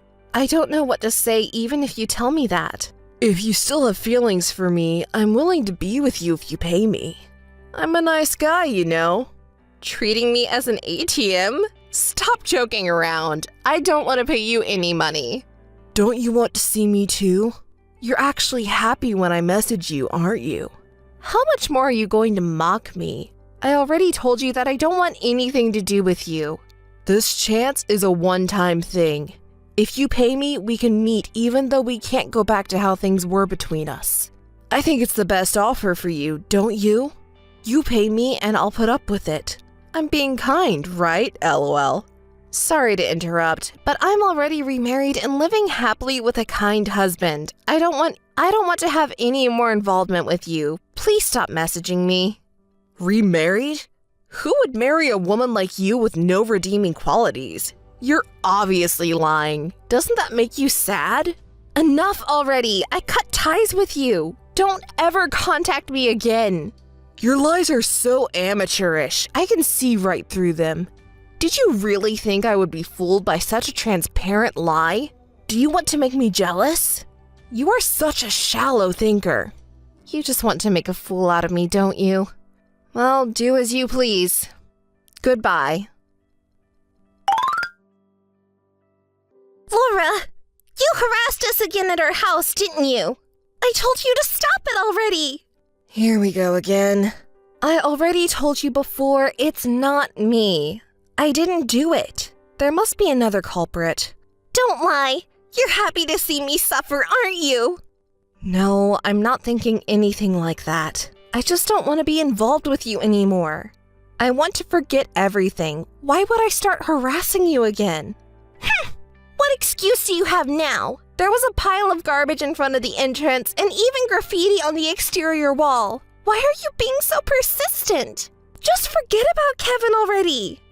Hey, Mary, if you really think I'm the culprit, do you have any evidence? Did you report it to the police? I'm doing you a favor by communicating with you, so don't talk down to me. I'm not talking down to you. If you suspect me, do you have any footage from the security cameras? Did you consult with the police about security measures? The culprit should be found, I'm sure. Why should I have to spend money on buying security cameras for your sake? I refuse. If you just stop harassing us, everything would be fine, wouldn't it? Mary, I've said it multiple times already, but it wasn't me. I'm being accused without any evidence. Can't you understand how I feel? Oh, I see. You won't admit it even if we go that far? Why would I admit it? It wasn't me. If you just apologized honestly, I would have forgiven you, but forget it. You owe me $60,000, including emotional damages. What are you talking about? It's about compensation. Pay $60,000. Why do I have to pay money? I'm telling you that I'll keep it from the police if you pay. Pay it! I'm not the one who did it. I'm not going to pay. It was for 2 months. You harassed me for 2 whole months, so you should pay for it. 2 months? You mean it lasted that long? You're the one who did it. Don't act surprised now. Hold on, Mary. It's impossible for me. I was on a trip with my current husband for those 2 months. What? I went on a trip abroad. There's no way I could have harassed you. If you want, I can show you pictures from the trip. See? Do you believe me now? Wait a minute. You were remarried? Yes, that's right. I thought you still have feelings for Kevin. Not at all. I've denied it completely, haven't I? Remarriage is proof that I'm happy with my husband now. Wait. What? I haven't heard that you got remarried. Why didn't you tell me? We've been childhood friends, right? Why do I have to tell you? You're the one who stole my husband. You're a homewrecker, aren't you? I won't bother telling someone like you about my remarriage. But I thought you were harassing our house because you have unfinished business with Kevin. That's why I've been saying from the beginning that it wasn't me. I've said it many times. There must be someone else who's the culprit. That's... You really seem to have been convinced that it was me. Is there no one else who might have a grudge against us? Like someone who, like me, got involved with someone else's boyfriend or husband? Isn't there anyone else? I don't know. Okay. Well then, it's not my concern. You have no choice but to continue to endure the harassment, so then... What? Are you heartless? Can't you help me a little more? I'm really in trouble. I'm sorry for suspecting you of the harassment, so please help me. We're childhood friends, right? So I don't care about us being childhood friends anymore. You ruined my happiness and now you want me to help you? That's too much to ask for. If you want help, go ask your beloved Kevin for it. He even asked me for money because he's short on cash, so I'm sure he'll do anything for you if you pay him. Wait a minute, Laura. Please wait. I'm sorry, but I have a life too. I can't keep being tossed around by you guys. Harassment is a bad thing to do, but I can sure understand how the perpetrator feels. Anyway, do your best, and that's it from me. Goodbye. Laura, listen to me. As you suggested, I installed a security camera. Then it turned out that my friend from university was the culprit. That woman, she still held a grudge against me for stealing her boyfriend, so she was harassing me. Isn't that the worst? I can't believe she would do something. What's with the attitude? I'm glad the culprit was found. Why are you venting your frustrations at me? You suspected me so much, and now? But Kevin said that it might be you, so I thought it was you. I'm really sorry. But you know what? My university friend is also terrible. She said I put my hands on her boyfriend and collected evidence to demand money.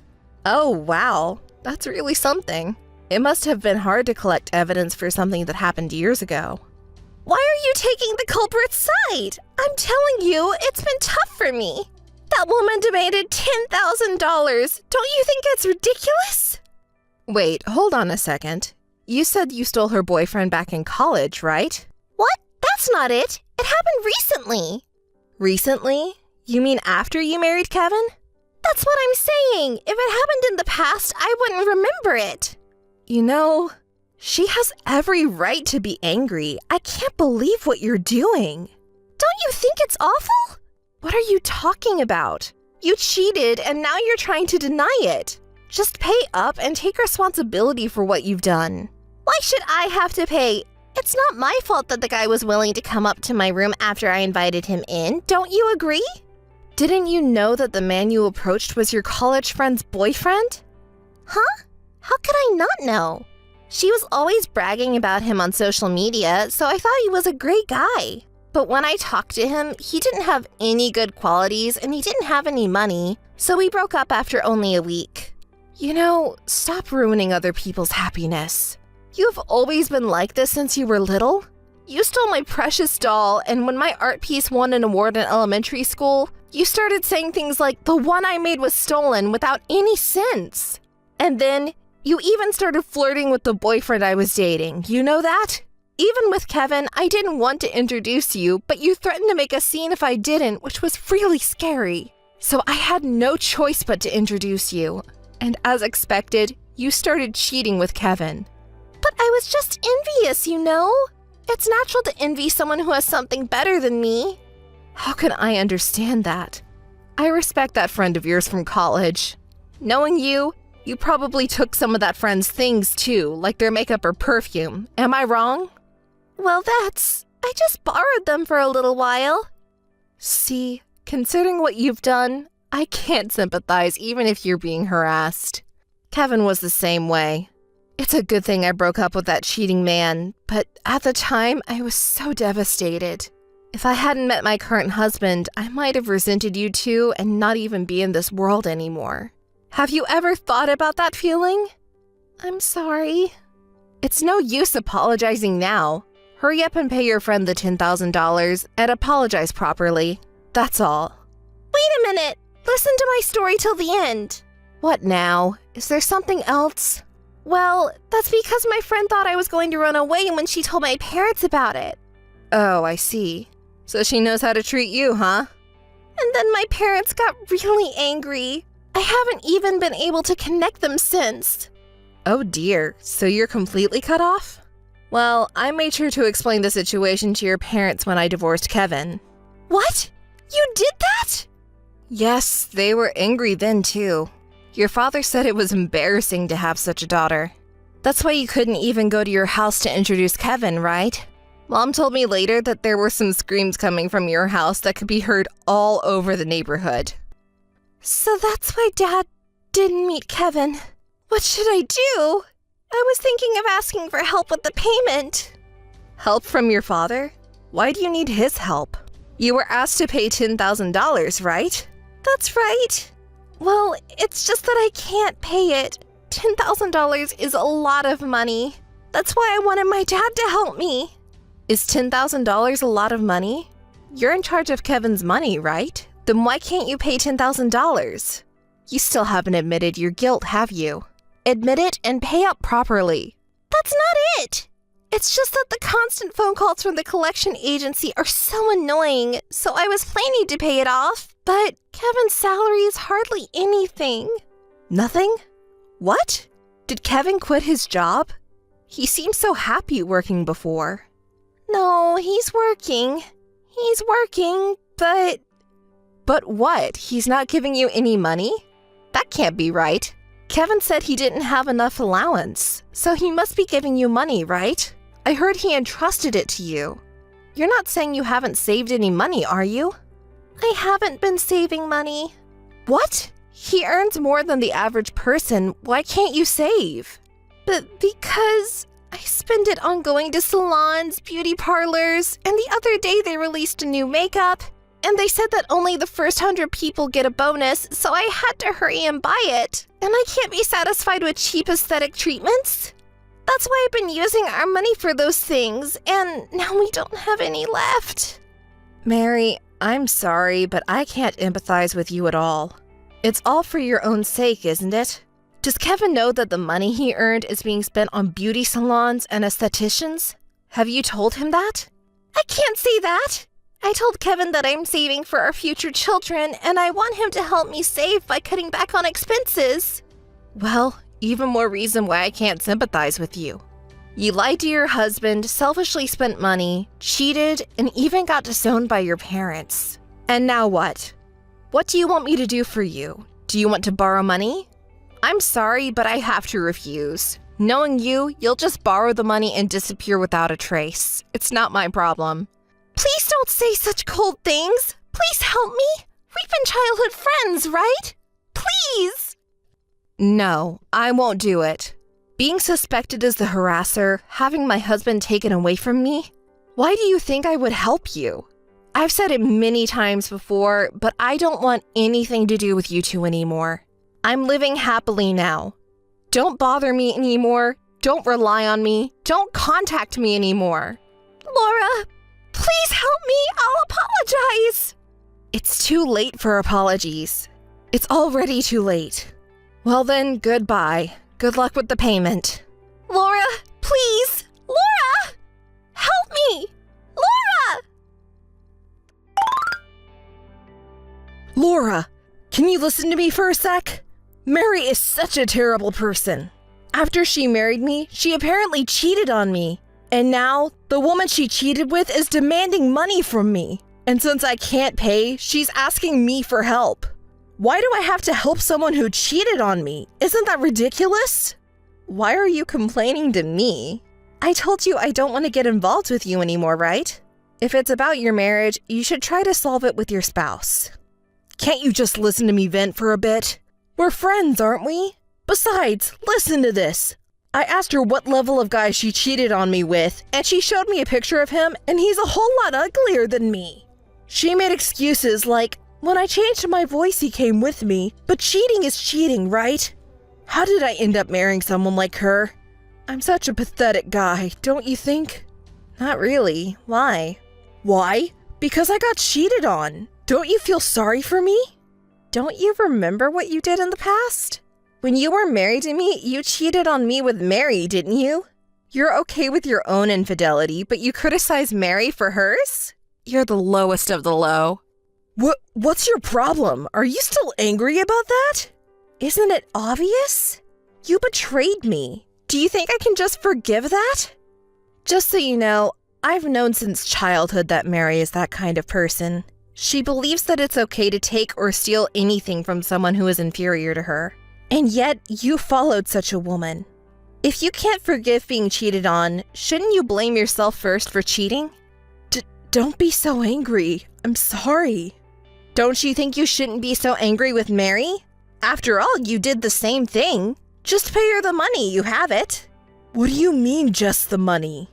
What do you want from me now? I told the same thing to Mary, but I'm happy with my current husband.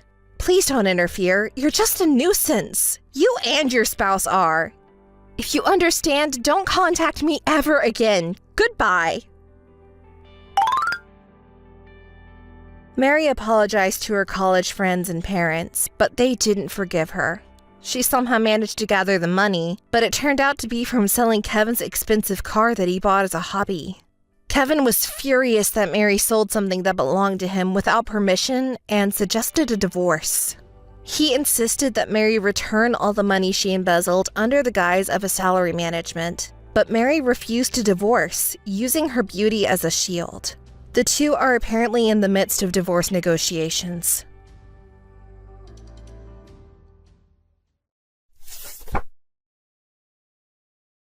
Hey, Maureen. Answer me, Maureen. Yes, Bill, what's up? You're so slow to reply. Where are you right now, and what are you doing? I'm at a cafe with a friend. What? You've got to be kidding me. At a cafe? What are you doing there? Well, taking a break. It's a new cafe in the neighborhood. My friend invited me. Don't mess with me. Come back right now. Why? You're wasting the money I earn. I'm not wasting. I'm sure I'm spending within the living expenses you gave me. Just because there's some money left over doesn't mean you can use it however you want. Are you kidding me? Can't I enjoy going to a cafe and having tea once in a while? Building relationships with other moms is important, you know. I thought it was a necessary expense. Don't mess with me. That's not a good excuse. I'm out there working my ass off to earn that money, and you're spending it at a cafe? I don't just stay home doing nothing. I'm taking care of household chores and raising the kids too. Don't complain. You don't make any money. You just drink instant coffee at home. What's wrong with having some cheesecake at a cafe? I'm the one earning money for your living expenses. Just do as I say. It's always like this. Always. So what do you want? I decided to live with my parents. What? Why? Why would you do something like that? Shut up. It's decided already. Where did that come from? You didn't tell me anything about such an important decision. Well, I never asked for your advice in the first place. Why would I, who earns the money, ask you, the one I support? Just shut up and do as I say. It would have been nice if we could have discussed such an important matter. It affects my life too, you know, living with your parents. Does that mean I'll have to take care of the child and your parents too? Well, that might be the case. Anyway, it's decided. Why didn't you tell me before you made a decision? Don't always make decisions on your own. Hey, Bill! Hey, answer me! It's always like this. What a difficult person. Hey, Bill, do you have a moment? What's up? I'm busy, so make it quick. It's about your mother. Taking care of her is really tough. I need you to help out a little too. Honestly, I've reached my limit. We're living together, so you should take care of her. It's impossible for me. Parenting, housework, caregiving, do you even understand the situation? I understand. No, you don't. You leave all the child rearing and caregiving to me without lifting a finger to help, right? Stop complaining. What's your problem? Your mother has a bad back and weakened muscles. So that's why you should take care of her, right? Don't say it so casually. She needs assistance just to go from the bed to the toilet or the living room. It's every day, and now my back hurts too. Your father helps when he's around, but he's also old now and he's still working. So I have to accompany her during the day. I've reached my limit, physically and mentally. Please help me out a little too. Did we talk about getting a caregiver? Wasn't that the plan? I don't want to make your mother be taken care of by a stranger. We've had caregivers come before, but if your mother says she doesn't want them, we can't force her. So your father and I have been taking care of her by ourselves. I'm at my limit. Could you at least try to convince your mother to accept a caregiver? Do you think I don't understand that? What do you mean? It's because of this situation that we ended up living together, you know. You knew about it? Well, it wouldn't hurt if you could help a little. I work and make money. Housework and caregiving is the wife's job, you know. Can't you even handle that much when you're being supported? You accepted living together knowing this would happen, right? So what? It's fine. I won't oppose your decision. But at least on your days off or after work, can you help with caregiving? No, that's impossible. It will affect my work. Have you seen me taking time off recently? I have a huge workload and I have to work on holidays. You didn't even take parental leave. Can't you take caregiver leave? Shall I try asking the company for help? Don't do something embarrassing. Even if you say that, your father is taking care of your mother while working, right? You're younger and stronger, so I want you to help. My father wants to do it, right? Not because he wants to, he's doing it because he has no choice. Please, just help a little bit. I can't. You married into my family, so can't you understand and accept it? It would be nice if you could at least consider it. Oh, I'm busy with work. Gotta go. Wait! We're not done talking yet. It's always about your convenience. Bill, it's urgent. Your mother collapsed and was taken to the emergency room. I need you to come to the hospital right away. What? I'm in the middle of work right now. Can't you handle it over there? The doctor says she's in critical condition. It's an emergency. Please leave work and come right away. What? My mother? That can't be true. She was just talking fine the other day. Are you serious? Can you come right away? Well, no, I can't. What? It's a matter of life and death. If you miss this opportunity, you may never be able to talk to her again. Please, I'm begging you. If I explain the situation, your boss will understand. It's your own parents' life that's at risk. Just a moment. I'll try asking. I'm sorry, it's still a no. Give up. Give up? Even though your own mother may die, and yet you prioritize work? It's not right as a human being. I didn't intend to marry someone like that. Try leaving early and see if I get fired. Fired? That's impossible. Your own parent is in critical condition. If you explain it properly, they will understand, right? If it's better for me or your father to talk to the company... No. If I do that, I'll lose my job. My company is quite exploitive in some ways. What will my boss say? How are we gonna live if I lose my job? My father can't support us all. Is there really a risk of being fired for such a reason? I don't know much about your company, but anyway, please come to the hospital. It's the last chance to talk to your mother. Yeah. There's no time to hesitate or think. Even if you can't leave work early, please come straight to the hospital without working overtime, okay? Please, I'm begging you. Hey, Bill. It's already 7 o'clock. What are you doing? Work is supposed to be until 6, right? You should be arriving soon, right?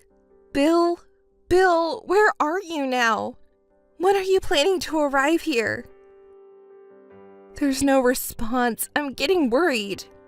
Oh well, I'll try contacting the company directly. I know you wouldn't like it, but if your family appeals, they might approve your leave. I'll try negotiating. When I called the company, they said you've already left. What's going on? Where are you right now? If you've already left, that means you're on your way here, right? I'll wait a little longer. Hurry up! Bill! What are you doing and where are you? I've been trying to contact you so many times, but I can't reach you. What's happening? Your mother, she passed away. She wanted to see you.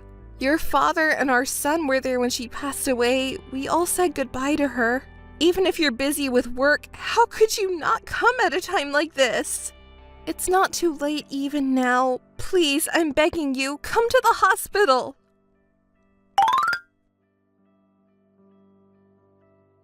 Bill, please contact me. Where are you and what are you doing? We've been waiting at the hospital since your mother passed away. It's been 3 hours already. Please, Bill. We can't stay at the hospital any longer. We have to go back for now. Your father is very tired and there are preparations for the funeral as well. There's been a lot going on. I'm tired too. Our son has fallen asleep as well. I just got home now. I was hoping maybe you would be here. But you're not at home either? Where could you have gone? In such a difficult time, not being able to see your own parent before their death. Could it be? Bill, did you get into an accident or something and that's why you can't contact me? It's unnatural that you don't call me when your own mother passed away. Is there a reason you can't contact me? Did you rush to the hospital because I urged you and then had an accident on the way? Oh, what should I do? Not just my mother-in-law, but you too, Bill. It's already dawn. I can't stop imagining the worst. I'm worried. I'm so tired. I'll rest for a bit. Bill, please be safe. Bill, I still can't reach you. Your mother's funeral is over. Something must have happened, right, Bill? I can't do anything because I can't reach you. Your father is in shock and weak, and he's taking all the time off work. There's a lot to do. I'll contact you again once things settle down. Please stay safe. Hey, Maureen! Oh, it's Bill. What do you want now? What do I want, you say? Explain what's going on. Shut up. I have nothing to explain to you. Did you say shut up? There's plenty for you to explain. First of all, what happened to my family's house? Why is it now an empty lot? And where the hell are you and our son? What about my parents, my mother and father? Are you so busy you forgot your mother's funeral? Your mother passed away. Right. I tried to take a day off for my mother's funeral, but a sudden meeting came up and my request was denied. Oh, I see. That's how it is. Never mind my mother, but where the hell are you guys? You don't even bother to tell your husband your whereabouts? We're not family, and I have no obligation to answer you. What? Is that how you talk to your husband? Don't make me laugh. You're the one who's joking. You didn't even bother to attend your own mother's funeral, frolicking around with some other woman like you're having the time of your life, without any word for a year. Don't you dare call yourself a husband now. Who do you think you are? You have no shame. What are you talking about? What the hell are you talking about? What's with the pretending? I know all about it, so don't bother. I have no idea what you're talking about, so explain it. Fine, I'll tell you. It was that day 1 year ago, on the day of my mother-in-law's funeral. I was really worried about you and your father. I thought you might have had an accident on the way to the hospital. After the funeral, when things had settled down a bit, I contacted your company and talked to your boss. Talk to my boss? Don't go sticking your nose in things. I was worried at that time. I talked to your boss and I was surprised. They said you were at work every day and there was no noticeable change. They said you were going to call me back from your cell phone and that you refused to use the company's phone. Well, of course. Then why didn't you call me back? Do you have any idea how worried I was and how many times I called you? I sent you a message saying I can't come back due to a sudden business trip. Wasn't that enough? Just that one message? And it was a month after your mother's funeral. Do you think that's convincing? That's because I was busy with work. It wasn't just a business trip. A housewife like you wouldn't understand anything about work. What a bunch of lies. Your behavior was clearly suspicious. What are you talking about? When your parent falls ill and they're in critical condition, no matter how busy you are, you come to the hospital. Yet you didn't even bother to contact me. In the end, not only did you not see them while she was alive, you weren't even at your mother's funeral? Well, You weren't in any accidents or troubles, and you've been going to work as usual. I discussed it with your father and decided to request an investigation. What? What do you mean by investigation? He happened to know someone who specializes in conducting background investigations, like a detective or something. It was convenient, so I asked that person for help. What? What are you doing? I'll sue you! Detectives are the kind of people who expose people's secrets, so vulgar and low class. It's disgraceful of you to rely on such people. It's in bad taste coming up with such an idea in the first place. Oh, but it was your father who suggested this vulgar and low-class idea, remember? What? I told you, we hired a detective your father knew, and he agreed to help us for only necessary expenses. So despite your attempts to hide it, we know all about your movements. What? Don't act so high and mighty. So you were hanging out at your mistress's vacation home, huh? What nonsense. They just make up stories and rip people off with their fake detective work. Her name is Sophia, right? Well, Sophia is a common name, so it could be anyone. I don't know any woman like that. So you were having a good time with Sophia on the night your mother passed away and on the day of the funeral, huh? No. I heard you tried to come home on the day of the funeral, but couldn't resist the temptation of your mistress and ended up not coming back. That's all a lie. Sophia's testimony. She proudly told me all about it. She said she was meeting you at the vacation home even though she has a husband and kids of her own. Apparently, her husband is very wealthy. I don't know how attractive she is, but she must have spoiled you, skipping your own mother's funeral for that. And you lied to your company, too. I don't know. What are you talking about? Saying that you were having a fight with me and you were keeping your distance. Ignoring my calls on purpose. Your boss probably never thought you were actually commuting from your mistress's place, so he was fooled too, huh? Dishonest people sure are good at lying. Why are you messing around? Are you underestimating me? Hiring a detective to invade your husband's privacy. How petty can you be? I'm appalled. You're the one who created the situation, aren't you? If you had at least said goodbye to your mother, I wouldn't have gone this far, and neither would your father.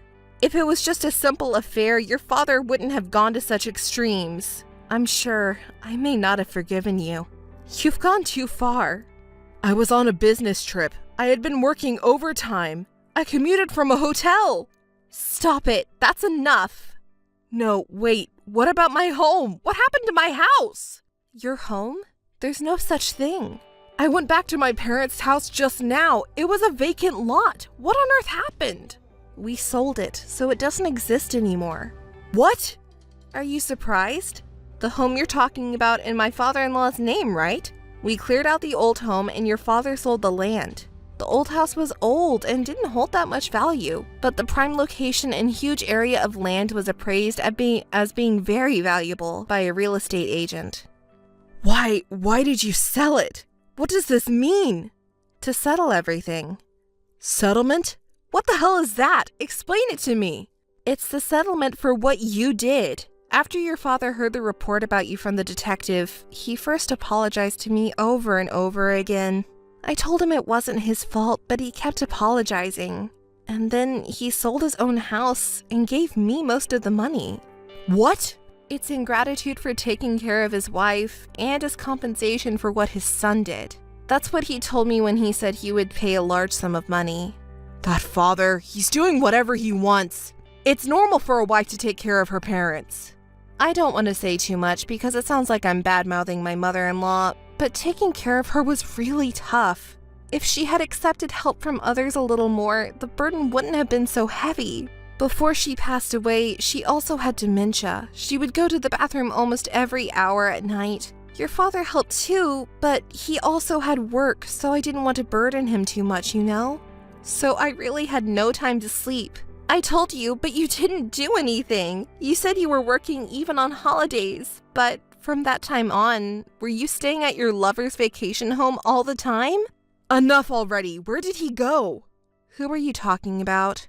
Obviously, I'm talking about my dad. Tell me, you know where he is, right? He said he was cutting ties with his son and moved to a new place. I also moved out with the money my father gave me. I'm living happily with my son. We won't meet ever again. Tell me, where are you and my father? We promised each other not to tell anyone where we are. Our whereabouts is a secret. A secret? Are you kidding me? Enough. Just let me see my son. Technically, we're still married, and as a father, I have a right to see him. Are you serious? How funny. Have you forgotten what you did? What? What did I do? Could it be? 1 month after your mother's funeral, on the day you sent me the only message I received from you. Do you remember? Oh, I replied properly. As a husband, as a family, it was only natural for me to do what I did. Do you remember my reply at the time? What was it?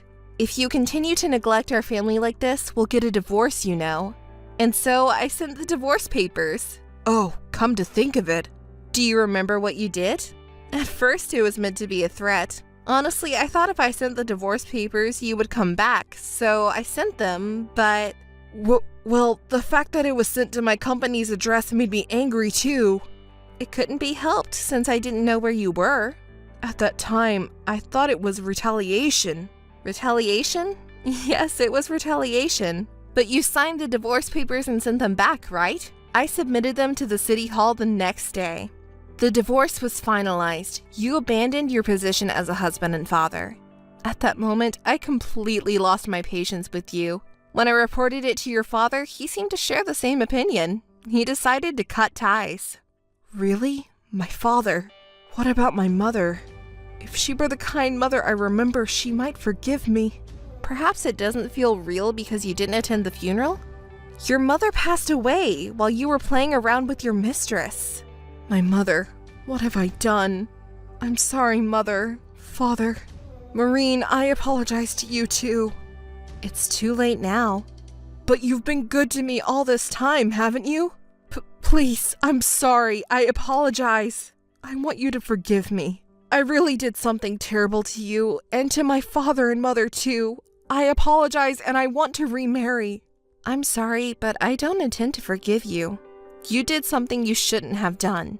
You try to behave modestly, but we can't go back. Be good to Sophia. Actually, I broke up with Sophia, so I've reflected on my actions. Please forgive me. I'm sorry for that.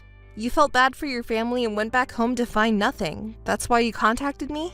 Are you willing to remarry?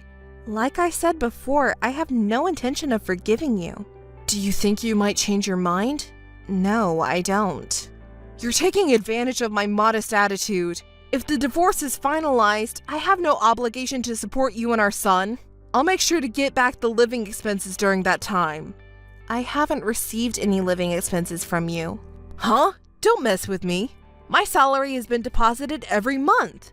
You've been using that money to live, right? No, I haven't received any money from your bank account since the divorce was finalized. You didn't bother to check on that until now? Your wealthy lover must have been indulging you in luxury, huh? I see now why you prioritized your lover over your mother's funeral. That doesn't matter. If we're getting divorced, there are plenty of things we can discuss. If you neglect this, you'll end up losing out. Let's meet and talk once more.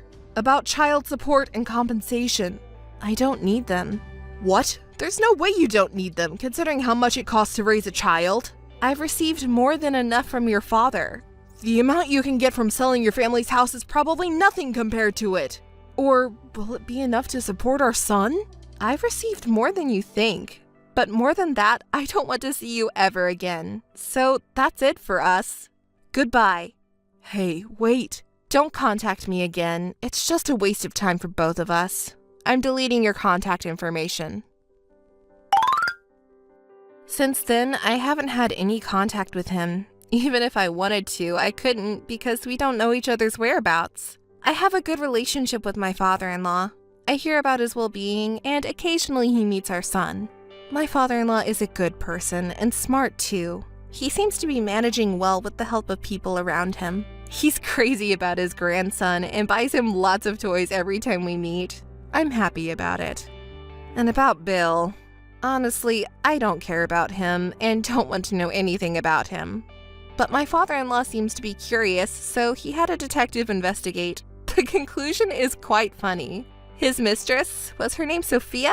Her husband found out and it turned into a big mess. Bill said he broke up with his mistress, but in reality, it seems he ran away. When the husband found out about her infidelity, he got furious. He was quite upset.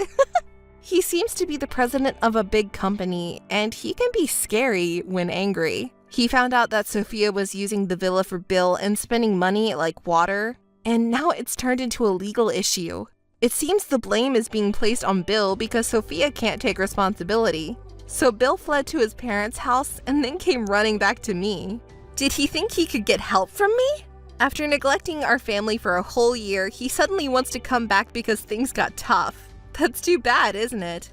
I can't help but laugh when I imagine him being chased by Sophia and her husband, and he's desperately running away. It's hilarious.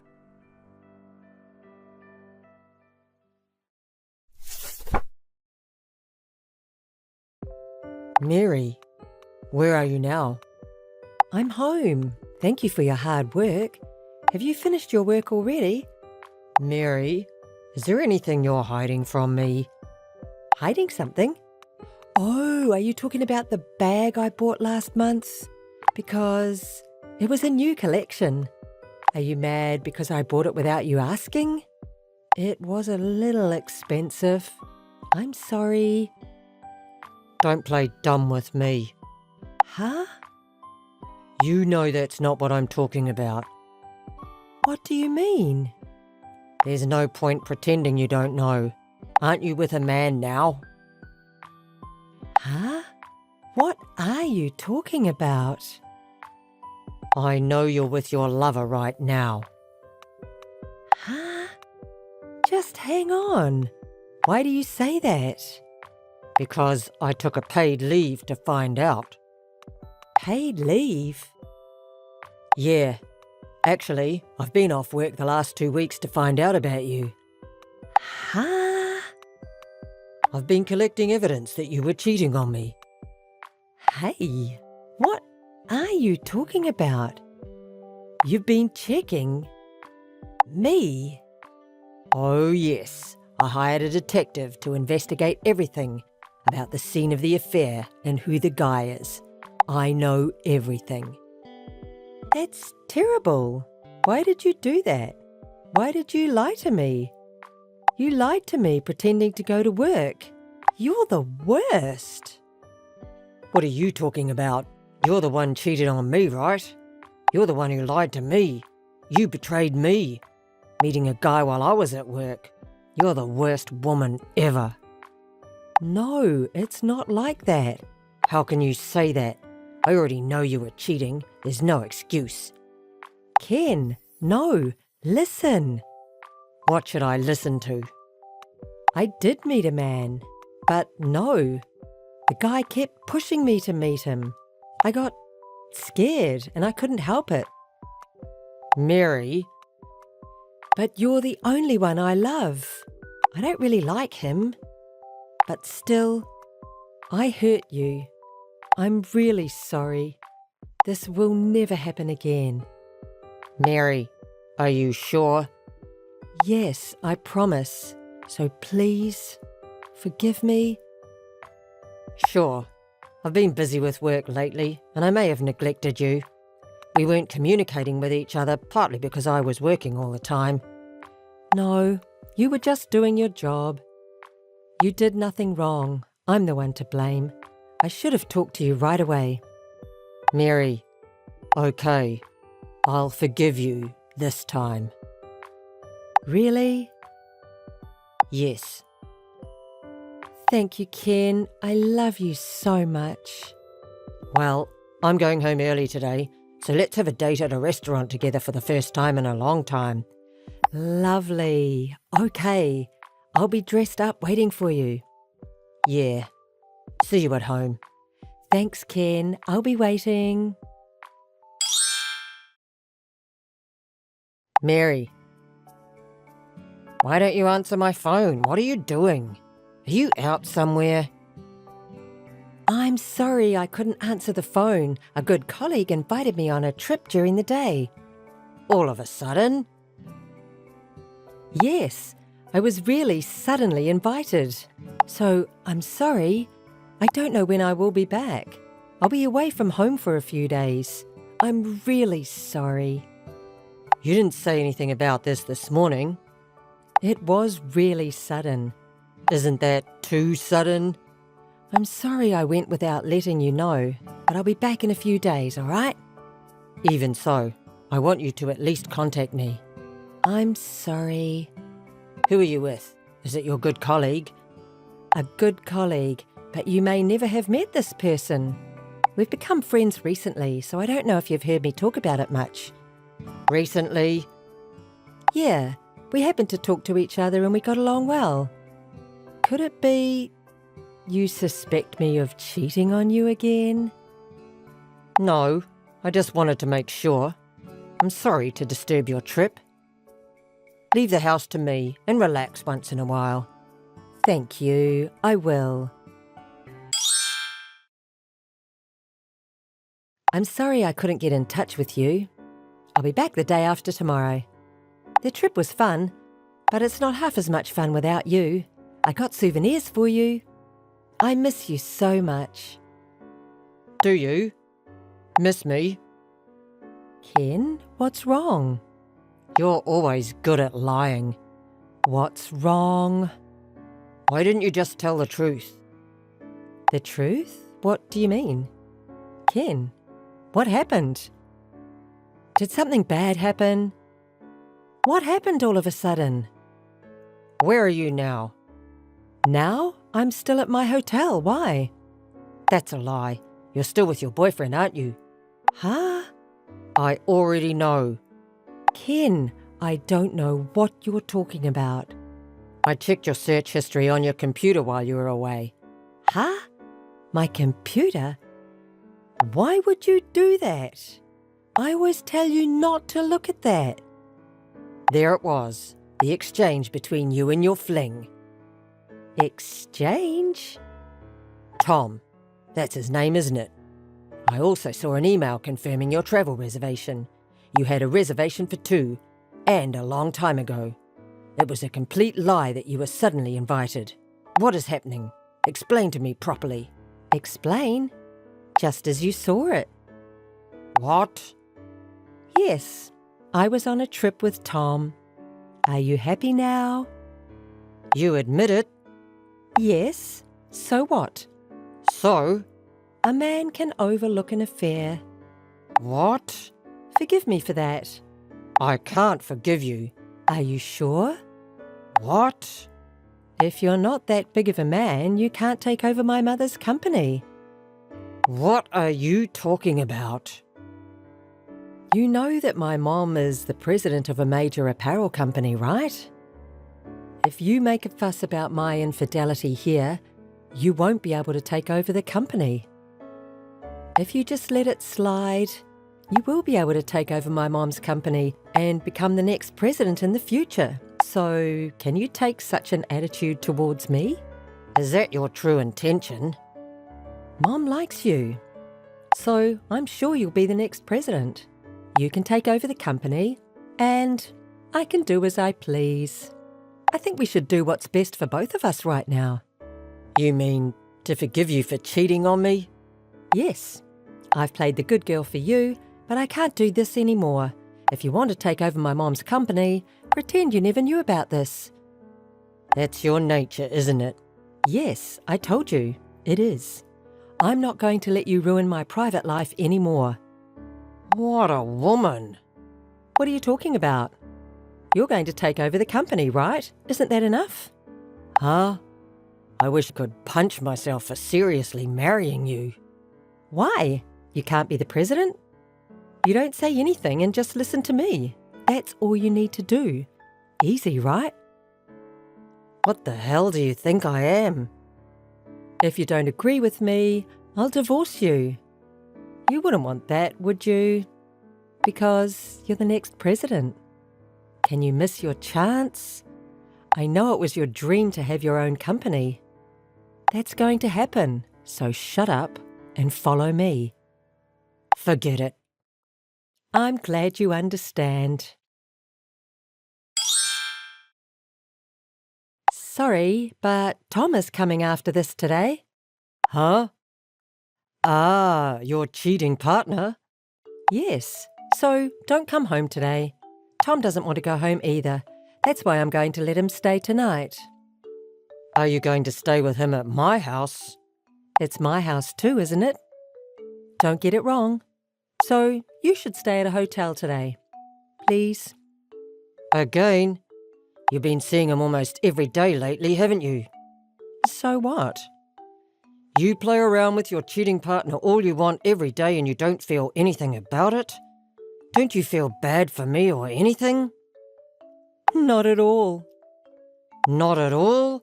Are you serious? Because my mom bought this apartment. That means it is in her name. Can you interfere with Mom's property? Mom bought this for me, so I'm free to use it however I want, right? Or what?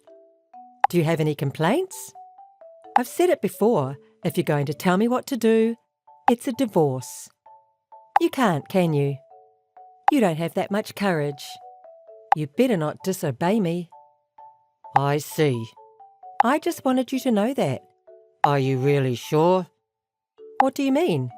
I'm just telling the truth. Am I saying something wrong? Okay. Divorce me.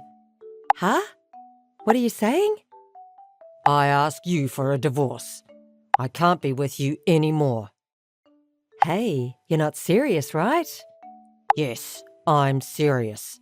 I can't live like this anymore. What about your position as the next president? If you divorce me, you won't be able to fulfill that dream. It's your dream, isn't it? I don't want the position of president with you. I don't want any part of it. What are you talking about? If Mom finds out that you're divorcing me, you won't be able to stay in the company. Is that what you want? I don't mind. If I can divorce you, I'll quit my job. Think carefully. What are you going to do now? I'll look for a new job. Just. If there's anything left in my mind. What? You don't want to leave me? Then. Working with your mother was not hard. Actually, it was fun. So I may regret that I inconvenienced her in this way. What's that? I don't know what you mean. You're not serious, are you? Don't make fun of me. I'm not. I'm serious. You're the one who brought this up. If you disobey me, it's divorce. That's true, but... So that's it. Okay. I don't mind getting divorced. But don't tell Mom about my infidelity. You don't want to be in trouble, do you? I'm going to get my things now, so I'll bring the divorce papers with me as well. Huh? Now? Yes. Sign the divorce papers. Okay. Hey. Ken. What is this? What? Not what? What is $67,000 in alimony? Don't be kidding. I'm not kidding. I told you, didn't I? I was investigating your infidelity. So what? I think that $67,000 is reasonable. Why would that be? You had an affair for a long time. You've been dating that guy called Tom for a long time. Huh? That's not all. Not only this time, but you had relationships with several other guys. Why do you say that? When I exposed the affair and when I said I wanted a divorce, you didn't feel any remorse at all. In fact, you even told me to forgive you for cheating. You were the one who told me to turn a blind eye to the wife's infidelity, right? That is... You're the one who said that and continued the affair. The message remains, and there is enough evidence. Certainly from the market point of view, it may be a high amount of alimony, but from your attitude, I think it's a reasonable amount. No, it's not. Listen to me. I don't want to listen. If you have any complaints, contact me through a lawyer. Hey, wait a minute. Oh, okay. I will pay the alimony. I don't think you have that kind of money. If I ask Mom, she'll pay you right away. Really? Huh? What? What do you mean? You've already been abandoned by your beloved mother. Huh? Why do you say that? I actually told your mom about your infidelity. Why? Why did you tell my mom? Because she took care of me, so... And she was disappointed in you. She won't help you even if you were in trouble. Oh, no! Why is this happening? You must have put ideas into my mom's head. I just told her the truth. You're cheating on multiple guys besides me.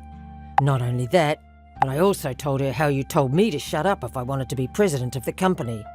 And your mother just put her head in her hands. It's a lie.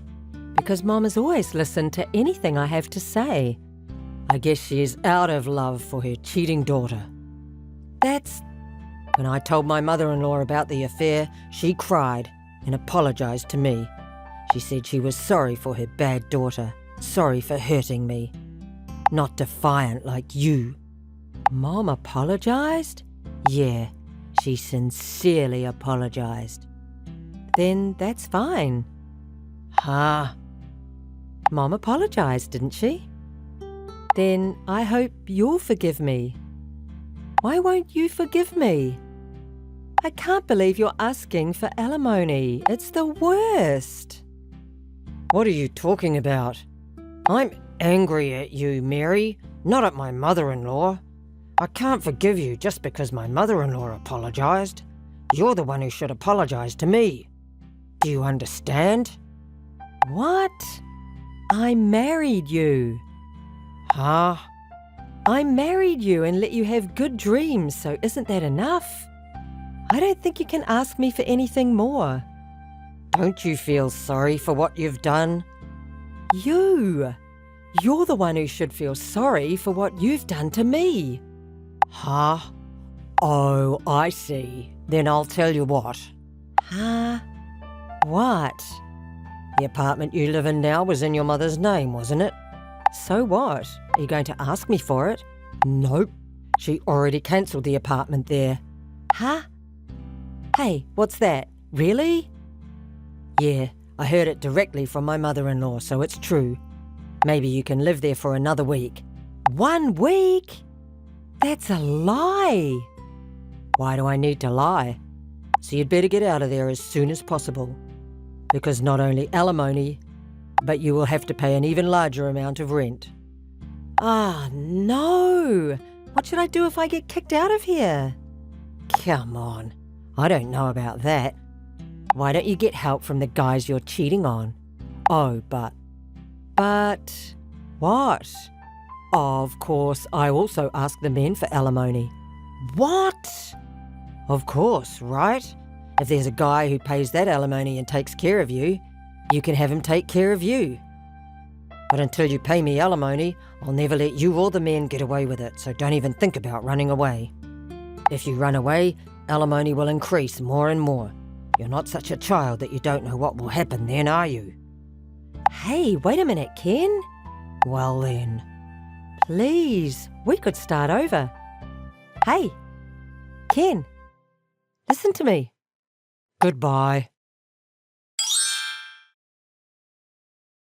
Later, when Mary couldn't see the prospect of paying off the large amount of alimony, she cried to all of her cheating partners and begged them to help her pay.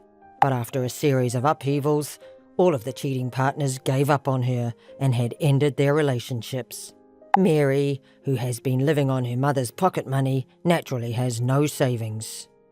Eventually, Mary ended up borrowing a lot of money to pay alimony, so she rented a small wooden apartment and worked part-time from morning till night. Now, she can't afford to play around, and she seems to be busy paying alimony and making ends meet. Hello, Lily. Excuse me, but who are you? I'm Helen. Didn't Peter tell you?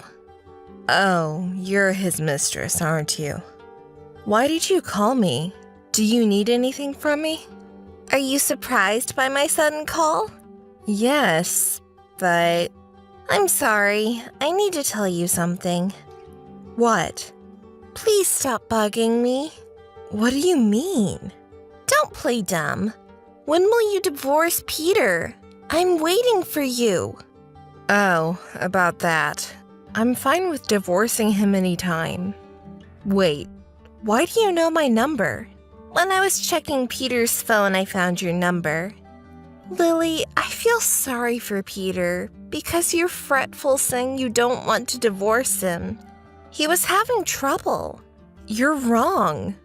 Our discussion doesn't go smoothly because of him. He's reluctant to have discussions. I'm having trouble. I can't understand why you want to marry a man who cheats on his wife and avoids discussion. Don't you think he cheated on you because of your own fault? What? Peter complained that you started nagging him right after you two got married. It doesn't matter to me if you have discussions or not, just please divorce him right away. You know what? I was just following household rules which we'd set when we got married. Did you say this is my own fault? What in the world? Those who cheat on their partner are responsible for everything. Huh. That's why you get cheated on. Don't you get it? Peter and I were friends when we were little, but we'd grown apart since we started working. But when I met him at your wedding, I realized something was wrong with him. I felt sorry for him, so we started keeping in touch. He's talked to me about a lot of things since then. Oh, really? I didn't ask how you two met, though. He seemed to have many complaints about his marriage, you know. So, when I was listening to him, I thought I could make him happier. We started dating about 6 months after your wedding. What? 6 months? That's right. I knew he had been cheating on me, but 6 months is too soon. That's true, LOL. But Peter seemed happier being with me than with you, LOL. I see. I'll be 32 soon, so I want to have children. You would understand that as a woman, wouldn't you? So please divorce him immediately. Are you okay with it? Of course I am. Why? Are you trying to not admit your failure? No, I'm not. Please. Bye then. Peter, can we talk now? What? I received a call from a woman named Helen. From Helen? She asked me to divorce you immediately. I see. Why does she know your number? She said she checked your smartphone. Anyway, you want to divorce me, right?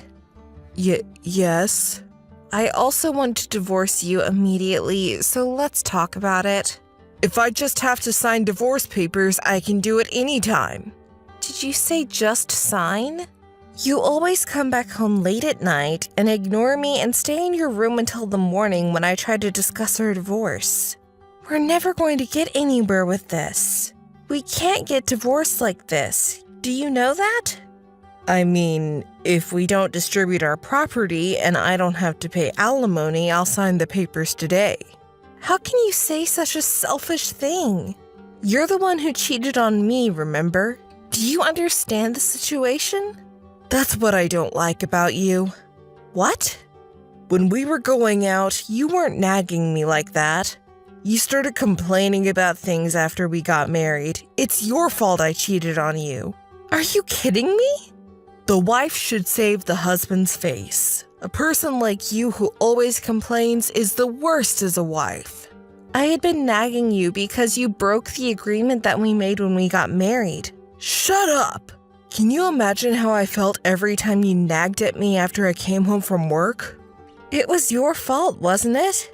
Anyway, I can't let you do whatever you want. We have to talk. If we're going to talk, no lawyers. Otherwise, I will never discuss it. Okay, if it's just the two of us, you'll be selfish and we're not going to get anywhere. Then how about asking my friend to take part? Your friend? Yes, Miguel. Do you remember? He attended our wedding too. Well, a friend might be fine. Okay, that's great. But we can't ask him to come right now, so is it okay to just sign the divorce papers for now and have a discussion later? Fine. Helen, I have good news. Hi, Lily. What is it? Peter and I got divorced yesterday. We haven't discussed details yet, but I'll charge you alimony. Oh, really? Thank you for divorcing him. Peter and I could finally submit a notification of marriage. Oh, you knew? Because Peter called to tell me how happy he is. You know what, Lily? I've been dreaming of getting married, having the most gorgeous wedding, and building a new house of my own. Thanks to you divorcing him finally, my dreams are finally coming true. Thank you so much. You're Peter's ex-wife. It's some kind of coincidence that we met. I'll invite you to our wedding, so please come. Wedding? Stop joking. I didn't have anything to do with you, and I don't want to keep in touch with you, so I'll turn that down. That's too bad. We got to know each other, so can we be friends? No, thank you. If you keep saying such unfriendly things, no one will be attracted to you, LOL. By the way, we're going to go look at the house now. We'll borrow your car because we don't have one. What? We haven't even finished talking about the distribution of property. The car is mine. I can't believe you use it without my permission. But you're alone now, so you don't need it, do you? How about giving it to us as a wedding gift? Why should I celebrate the marriage of my ex-husband who cheated on me and you who is a stranger to me? Are you jealous because you got your husband stolen? That's why you're so stingy, LOL. I'm not jealous at all. I'm saying I don't want you to use my car without my permission. And do you have enough money to buy a house when you'll be charged alimony? No problem, because Peter will take out a housing loan. Oh, I wanted to ask you to exempt the alimony. What? Are you serious?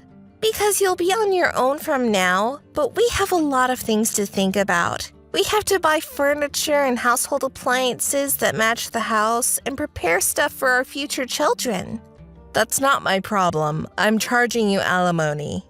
Just like what Peter told me, you're stubborn and persistent. What? Oh, I'm sorry. Looks like we arrived at the house. Well, we're busy, so see you later. Hey, wait, Helen! Bye! Peter, where are you now? I'm getting a cup of coffee at a convenience store nearby. Oh, please come here soon. I'm having a discussion that I don't want to. You could wait a little longer. All right, then please come here as soon as possible. By the way, Lily. What? You're not with a lawyer now, are you? No, I'm not. I'm with my friend. And he's a lawyer, though. He knows the situation already, and he was willing to help me without getting paid, so I didn't hire a lawyer. What? Wait, what's that? About what? Don't play dumb. You didn't tell me that your friend is a lawyer. Huh? Are you serious? During his speech at our wedding, he introduced himself and said that he is a lawyer. Don't you remember? Don't give me that crap. You promised to me that you wouldn't let a lawyer take part, didn't you? What crap? I thought you agreed because you remember who Miguel is. I don't remember your friends. Besides, you're the one who told me to invite my well-educated friends to our wedding because you worried about keeping up appearances. That's why I invited him even though I knew he was busy. Why don't you remember him? I don't remember the past. Well, Peter, please put an end to our discussion. Miguel is a very busy person. Today he canceled an appointment to be here for our discussion, so I want you to come here right away. It doesn't matter to me. You're responsible for everything because you broke our promise. How can you say such a thing even though you've broken our rules over and over? I didn't break the rules because I wanted to. Because you nagged at me without thinking about my feelings. I see. You're saying that was also my fault? I may take this opportunity to tell you clearly. I'll make you pay all the money you have spent while going out with Helen, alimony and money for the car if you take it with you. What? Why do I have to pay you the money I spent while going out with her? Did you ask me why? Do I have to explain such an obvious thing? The credit card that you've been using while going out with her is my family card, which means I paid for everything. Of course I'm going to charge you for it. You cheated on me and spent the money without my permission. Wait, if you go that far, I'll have nothing left. So what? Do you want to ask me not to charge alimony? You say the same thing Helen did. Don't say that it was my fault to be cheated just like she did. No, that's... Oh, some things will be left for you. What? A lovely mistress whose name is Helen, and debt will be there for you. Don't talk rubbish. Are you making fun of me? If it offended you, I'm sorry. Anyway, let your friend Miguel leave. Otherwise, I won't have a discussion. Oh, really? Then I have an idea. What? I'll tell Miguel that you walked away again. No, I didn't walk away. I'm just asking you to make your friend leave. Yes, so not as a friend, but as a lawyer, I will let him charge you alimony, so be prepared. What? Wait a minute. Then bye, Peter. If you change your mind, come over right away. We can't wait for long. Lily, you! Hey, what's up? I heard from Peter. It's unfair to betray him and let a lawyer take part. He seemed to be hurt. What are you talking about? Miguel was there as my friend, and Peter had agreed to take a friend to the discussion. I didn't hire him. I asked him to come as a friend, so I didn't betray anyone. I can't believe you betrayed your husband with such a quibble.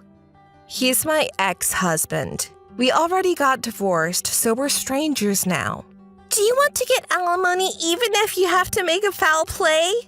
Yes, because it's the best way to get revenge on the ex-husband who had cheated on me. Isn't it a natural thing to do? Anyway, it's true that you cheated Peter on this one, so don't charge us alimony. It will cause trouble when we build our house. Will a man who is unemployed and in debt build a house? What? Unemployed? Wait, don't you know? About what? Right before we got married, his parents' business was going under and has been in the red. They've been trying to cover the loss by borrowing money in his name, but they couldn't put the company together and ended up in bankruptcy. What? Bankruptcy? Peter was also working for his parents' company, so he lost his job and ended up having in debt. Oh my. Peter pretended to go to work even after he lost his job, so I found out about his unemployment and debt just a couple of months ago. No way! In the beginning, he was looking for a place where he could borrow more money even if he was unemployed so I wouldn't find out, and he was living on a new loan. But he finally became unable to find places to borrow money, and then he started using the money I had saved for our marriage. When I noticed that my saving decreased little by little, I questioned Peter. He confessed. So, you started nagging him because... I couldn't let him stay unemployed. I was just saying things regarding unemployment and the settlement of a debt. Oh no! The amount of debt is huge, and he's still unemployed if he's not working, isn't he? I think it's impossible to build a house. Oh, but that's right. What? We can go bankrupt to make it a wash. Yes, we can do that. Bankruptcy? If you do so, to buy a brand new house, you will have to pay all at once in cash. What? All at once? Yes. Also, it'll be hard to get a credit card if you go bankrupt. What? Then it's impossible to build a house. That's what I've been telling you. Shut up! Don't talk to me like that! Huh? We're friends now, so help me. Why do I have to help you? Please help me. We are friends, right? I didn't know anything about his debt and unemployment, so I quit my job to be a housewife. So I'm also unemployed. How should we live our life? I don't know. You're just my ex-husband's mistress, so I'm not contacting you as a friend. My lawyer, also my friend, will be in touch with you, so please pay alimony properly. Good luck. Wait, please help me. Bye. I'm very busy preparing for living alone, so I don't have time to waste. See you. Wait, Lily, hey! Goodbye. I got my car back from Helen and Peter thanks to Miguel, a lawyer, and they agreed to pay alimony and all the money they've used on their dates and installments. By the way, Helen and Peter broke up and got divorced within a month. After their divorce, Peter contacted me saying he wanted to get back with me, but of course I said no.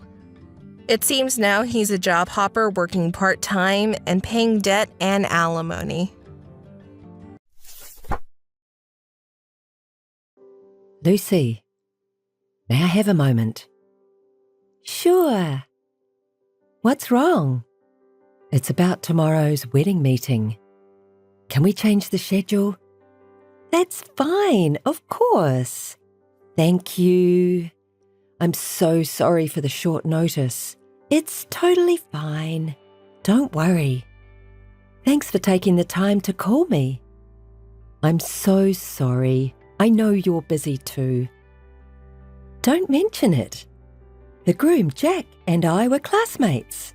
I'm so happy to be part of my classmate's wedding. So I definitely want you to be happy. All I can do as a planner is plan weddings. But for a classmate and his wife, I have to give the best wedding ever. Lucy, thank you so much. As a matter of fact, I heard from Jack a little while ago. Huh? He wants to change the schedule.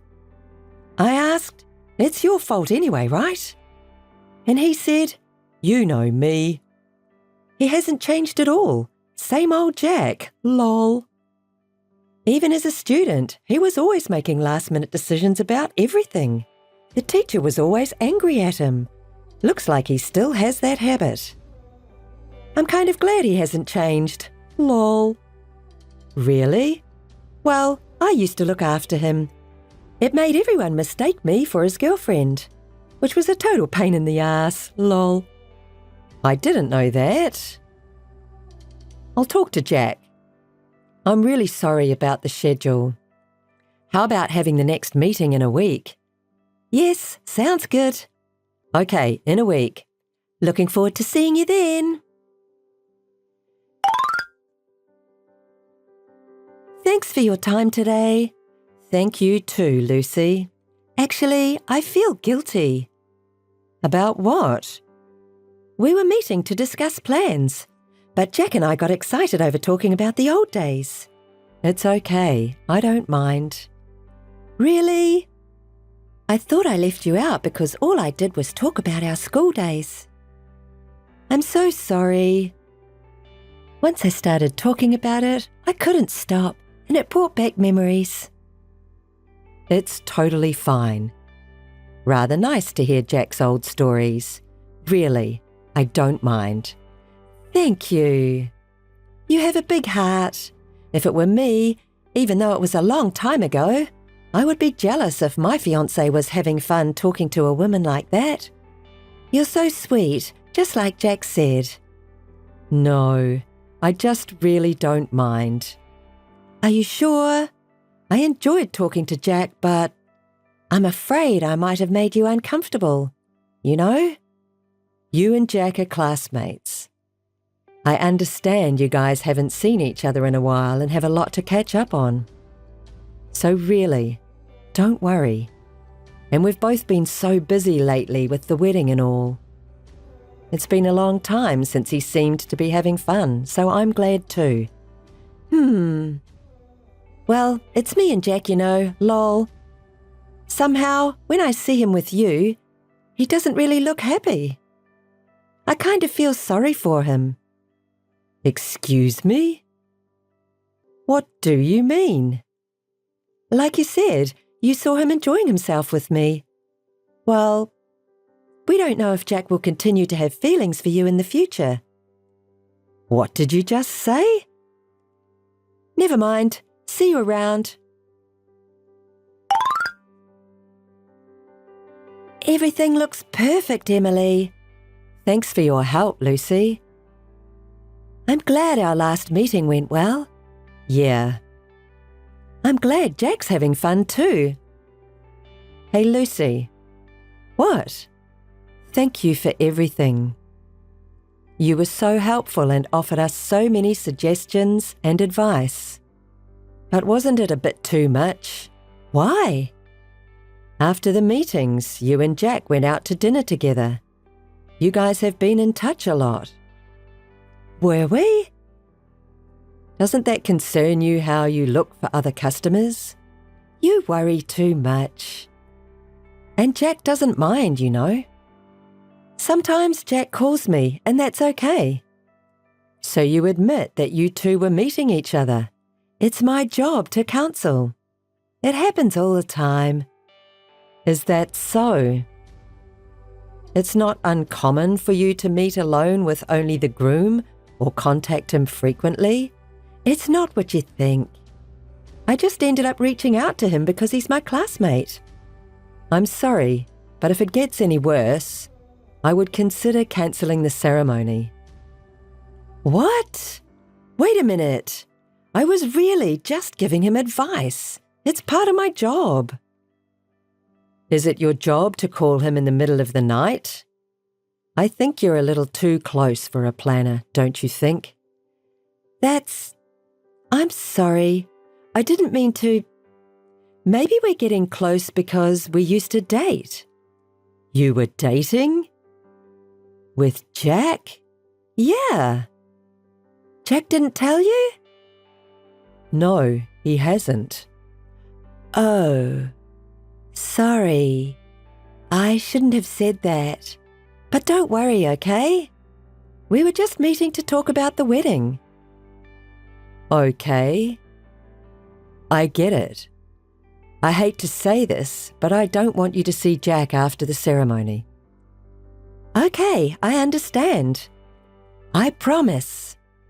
Let's make the wedding a big success. Okay then. Lucy, it's our wedding day, remember?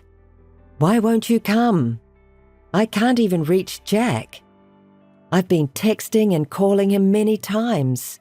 I haven't heard back at all. Do you know anything about it? Please call me. The ceremony is about to start. I'm worried if something happened to Jack. Lucy. You sure you're not involved in an accident or something? Please call me back. Hi, Emily. Thank God I finally got a hold of you. The wedding is about to start and Jack isn't here. All the guests and Jack's parents are worried. Do you know anything about it? I wonder if he was in an accident. No. What? Jack is fine. Then why isn't he coming? He's here, right next to me. What? What are you talking about? You wouldn't know, so I'll tell you. Actually, we're back together. We're dating like the old days.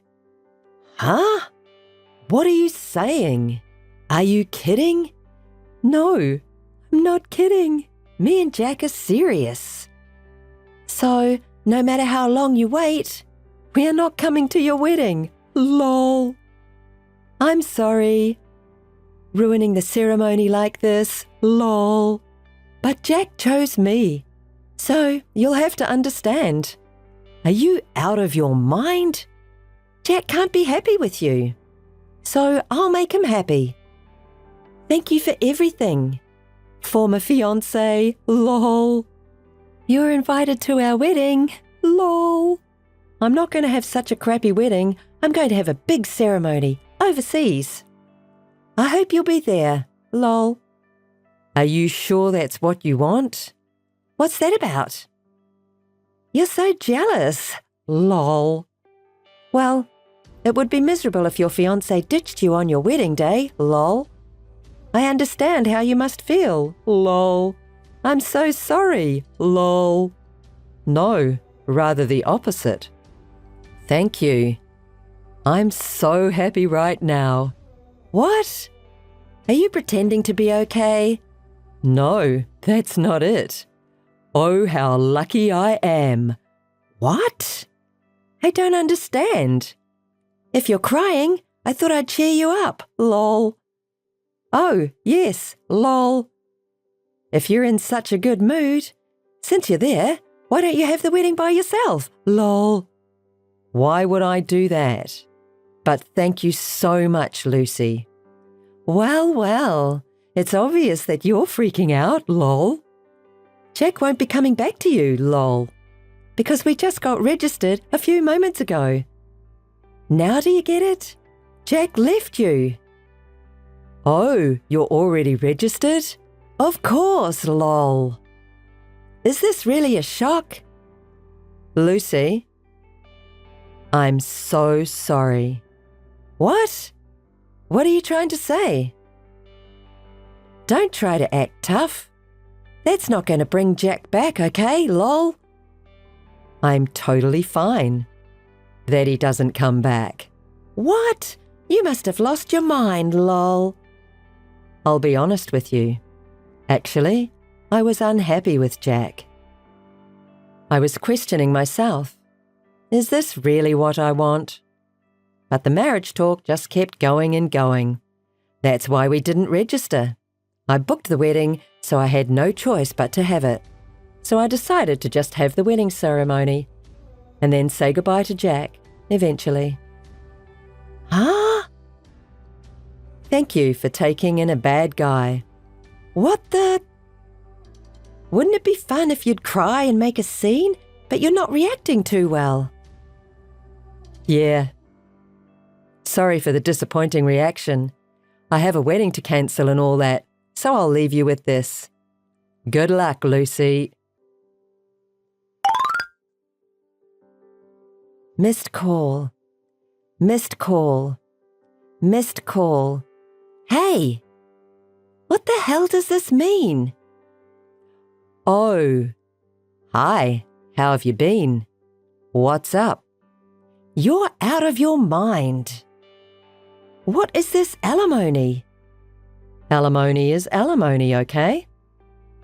They're charging me $20,000. What is this? It's just as you see it, isn't it? That's too much. I think it's a reasonable price.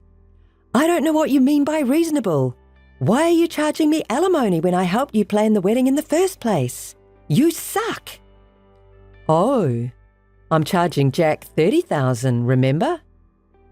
$30,000? Why are you doing this? Why? Do you know what you've done and the situation here? What? What are you talking about? The groom cheats on the bride for their wedding planner. The ceremony hall gets a bad reputation that the wedding was cancelled for that. I'm leaving my job. I have nothing to do with it anymore. I heard that you've been flirting around with other grooms before, and that there were complaints about the fiancé and the planner getting too close. Well, what is that? It seems that the ceremony hall was also worried about your behaviour. So maybe this time they'll finally be able to take action. Are you threatening me? Like I said before, I'm quitting my job, so what does it matter? Lol. You think you can get away with it? I was told that the ceremony hall will be claiming compensation from you as well. What the hell? What the heck? I worked so hard for them. Sounds like a lot of work. No, not at all, lol. Compensation claim? So what? There's Jack's savings. We can afford it. He will do anything for me. I'm sure Jack would be happy to pay for it. Lol. Are you saying he has savings? Yes, you didn't even know that. He really didn't love you. Lol. I didn't realize that. He was in debt when we were dating. Huh? Claim for compensation from me and from the ceremony hall. And on top of that, debt would be a disaster. It sounds like until recently he's been trying to pay off his debts. But does that mean he has paid them all off? What's that? I don't know of any debt he owes. Oh, really? Because he said he has a lot of savings. That's a lie. That's a lie that Jack definitely uses when he's hitting on someone. What? No matter how much I told him, he never got over his gambling habit. Even if I say, let's save money together for the future, as soon as we saved up a little money, it was gambled away. I finally got fed up and decided to leave him after the ceremony. That can't be. You're lying. It's true. Because I got to see it. See what? His bank account. He showed me a screenshot of his account balance. The one that had a decent amount of hundreds of thousands of dollars in savings there. It's an undeniable fact. Oh, Lucy. Well, what? That's my bank account. Huh? It's a screenshot of my account. Huh? He seems to be bragging about it to his friends, showing that screenshot. But that account is mine. Of course, there's not a penny of his money in it. It's all my personal money. And, by the way, he doesn't know my account number or PIN number, so he can't move a penny. If you think I'm lying, you should ask Jack to show you that bank account with hundreds of thousands of dollars in it. I don't think he can, because it's mine. No! I'm sorry. This money was saved by me for my parents and my future children. So I told him that I'm not going to give this money to him or lend it to him after we get married.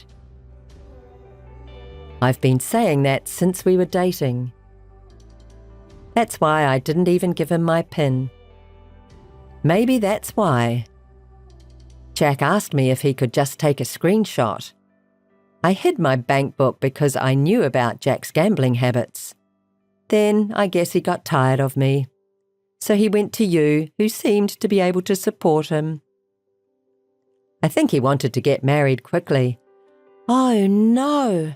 Why didn't you tell me? That's terrible. Emily. Why should I tell you?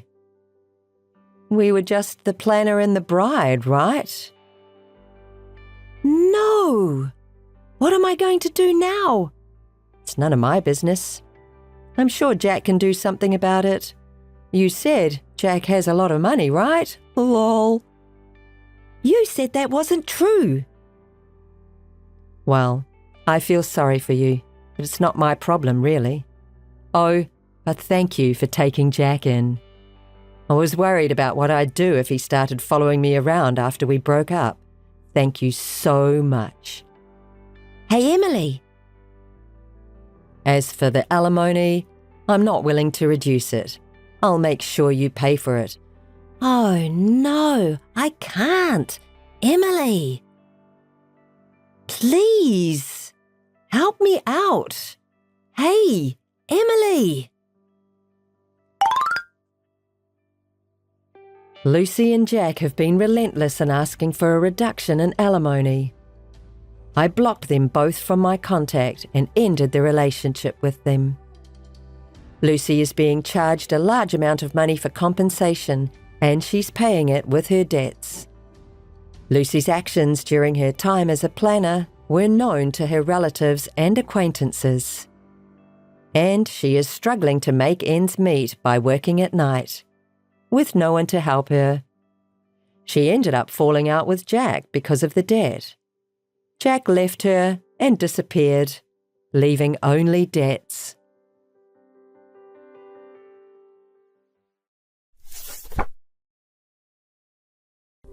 Hi, Lucy. How are you? Ava? What's up all of a sudden? Nothing special, just normal. And you? I'm doing great. Really great. Something really good happened today. Something good? You seem very happy. Anyway, your moving was today, right? It must be tough to divorce and move out. Thanks for all your hard work until now, ex-wife. That's kind of a strange thing to say. Are you making fun of me? I'm not making fun of you. I'm just comforting you. I can't imagine how frustrating it must have been to live with your husband even though you knew he was cheating on you. I can picture your bitter expression. Ava, is there something different about you today? You're so slow to catch on. Haven't you realized yet? That's why he cheats on you. You're such a carefree ex-wife. Wait, you mean it's you? You're the one who's been having an affair with him? You finally figured it out. You really are slow. Well, if you had noticed, you wouldn't have been discussing divorce with your affair partner, would you? Thanks for letting me know about your divorce and move. Now, thanks to you, I can finally live in this house as his official wife. Ava, what kind of a person are you? I thought we were best friends. I trusted you. You were just trusting me on your own, right? I never asked you to trust me. Today, my son told me you were coming to live with us. I thought it was some kind of joke. I never thought it could be true. Oh my, so your son told you, huh? He's so cheeky to me, but in the end he went crying to mommy, huh? Are you making fun of my son too? He's been really shocked because of you. He's been holed up in his room and not eating anything, you know? Oh, really? But, I don't care about that. I just told him that your father belongs to me from now on. I just told him the truth. It's really embarrassing that he's so shocked he's holed up like that. Your son is such a weak child, isn't he? You're such a woman. My son is only 10 years old, you know? It's natural for him to be shocked to learn about his father's affair. And of all people, it's my best friend who's the other woman? Don't you have any empathy? Oh, well, isn't this a great opportunity for him to learn about the adult world? Are you serious? You scumbag! By the way, you do realize that your son, whom you're making fun of, has that man's blood running through his veins too, right? The blood of the husband you fooled around with. And it's all your fault that we ended up like this. What are you trying to deny for? That kind of attitude is like a thief trying to act tough. Oh dear, you're getting so worked up. It seems like the ex-wife is really bitter about being taken away by me. But that's why we're both apologizing, right? But you know what he said too? That because you're a stupid woman, if he pretends to apologize sincerely, you'll forgive him right away. You even said, I have had some faults too, didn't you? You really have a talent for pretending to be a virtuous wife. Oh, I can't help but laugh. You're such a woman. Your husband is really a joke too. He hasn't reflected on anything at all. Oh, we feel sorry for what we did to you. That's why he's offering to pay compensation and child support, isn't he? I've always thought your husband was a scumbag since I found out about the affair, but I guess you're just the same, huh? Oh, you want to call me a scumbag too?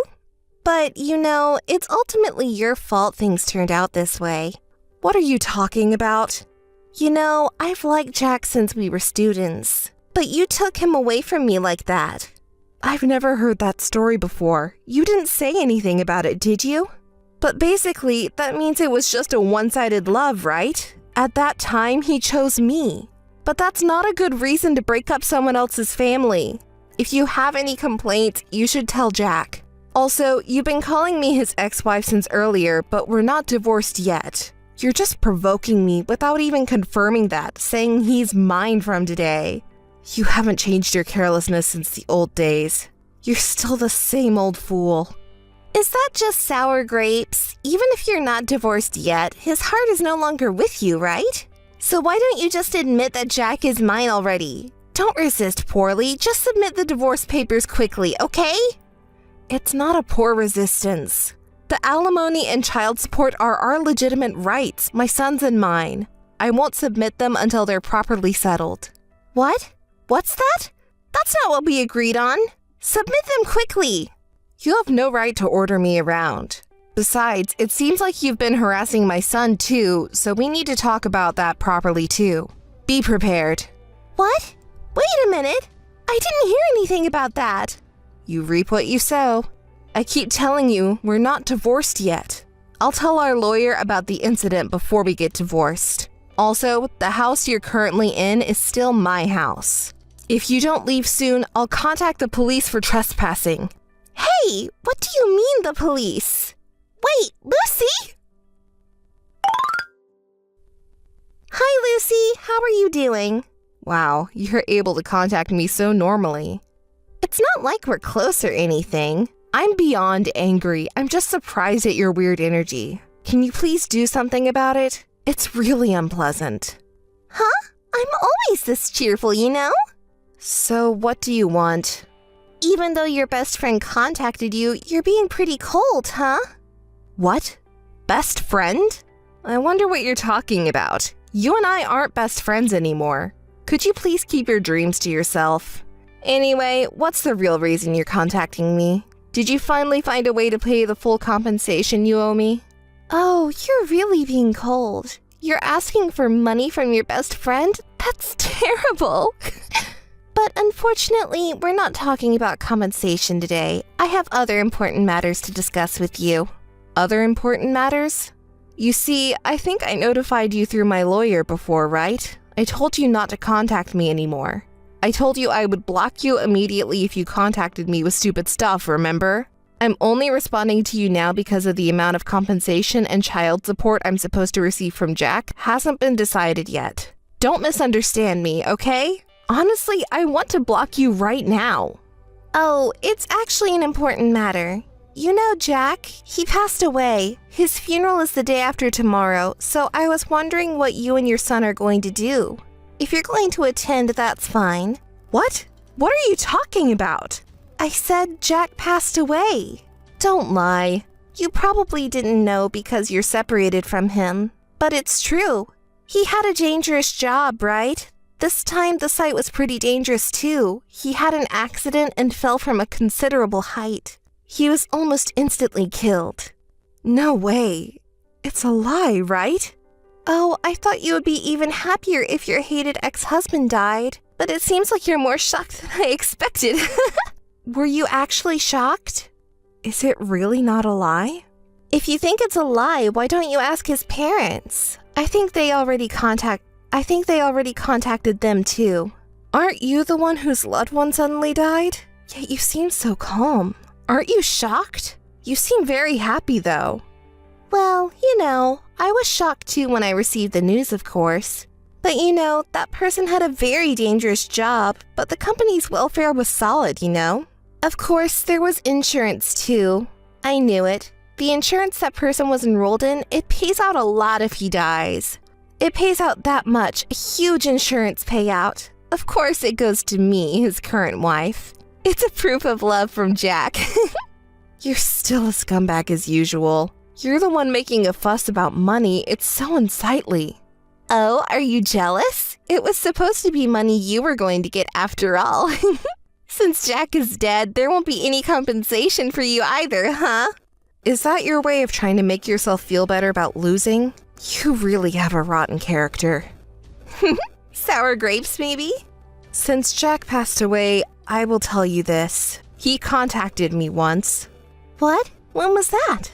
It was about 2 months ago, I think. He said he wanted to see his son. What is that? I never heard about that. He told me to keep it a secret from you because he knew you would get angry. That's unbelievable. What was the reason for meeting with him in the first place? Tell me. Why do I have to tell you? I don't have any obligation to tell you the contents of our conversation. You really are an annoying woman. I've hated you since the old days. Besides, you and Jack have been divorced for a long time, yet you continue to meet each other endlessly. It's pathetic how you cling into the past. It makes me sick. The same goes for your son, right? Even though he's not a father anymore, he keeps acting like he's still a father. Boys who act like girls don't get popular, That's right. If you were a clueless, ignorant woman like you wouldn't be so hurt. What? What did you say? Our son is not angry with his father anymore, but that doesn't mean he forgives him either. What does that mean? I don't understand. You wouldn't be able to understand with that small brain of yours. Our son has grown up without us noticing. He's much more mature than you are. Even in difficult situations, he can calmly assess the situation. Oh, I see. Well, that's good to hear. It means he was able to grow thanks to me. What a brilliant mind you have. Perfect for that stupid man. It's a great match. Shall I tell you what the man said to our son in the end? What did he say? I'm quitting being your father. From now on, you'll have to support your mother. He said that with a smile to a 10-year-old. Isn't he an idiot? I have to agree on that line at least. Honestly, I'm past being angry, and everything just seems ridiculous now. I'd give this stupid man away to anyone. I'd be happy if someone took him. He went out of his way to see you without telling me, but I can't believe he said these words. But it's good. Thanks to these awful words, my son has completely lost any last hope he had for a stupid father. In that child's mind, Jack is no longer a father or anything. He's just a stranger. At the time of the breakup, he apparently said, if you're a man, take responsibility until the end. You betrayed Mom, so talk it out until she understands. I really don't know who the real adult is here. To think he had an affair with such a stupid woman and then caused trouble with alimony and child support until the end, only to die without resolving anything. Which one is the stupid woman? You were married to a stupid man too. Anyway, I'm saying that I'll pay the alimony and child support properly, but aren't you trying to extort an exorbitant amount of money from me? It's not an exorbitant amount. We discussed it properly with a lawyer, and this is the amount we agreed on. The lawyer said it's normal to demand this much because the maliciousness is high. What? Maliciousness? Take a moment to reflect on your own actions. That's what I'm calling stupid. And that's the end of the conversation. There's nothing more to talk about with you. From now on, please contact me through my lawyer. Goodbye. Hey, Lucy! I know it was you who did it. You wicked woman. Answer me already. You've been making noise since this morning. It's really unpleasant. What's going on? How many times do I have to tell you not to contact me? You're really dumb. How dare you say that so shamelessly? You knew about it. What? You knew? What are you talking about? How long are you going to pretend not to know? I know you were behind it. How could you kick me out of Jack's funeral like that? About that. It was your fault after all. Why couldn't I enter the venue? Who are they saying outsiders are not allowed to? I'm his wife, you know? Oh, the exact same words again? You're not an outsider. Don't joke around. Who's the outsider then? I felt like there was a commotion outside, but... Oh, you were the one who was causing the commotion. How disgraceful. Everyone who came here was surprised and wondering what the fuss was about. Wait a minute. Where are you now? Wait, are you at the venue?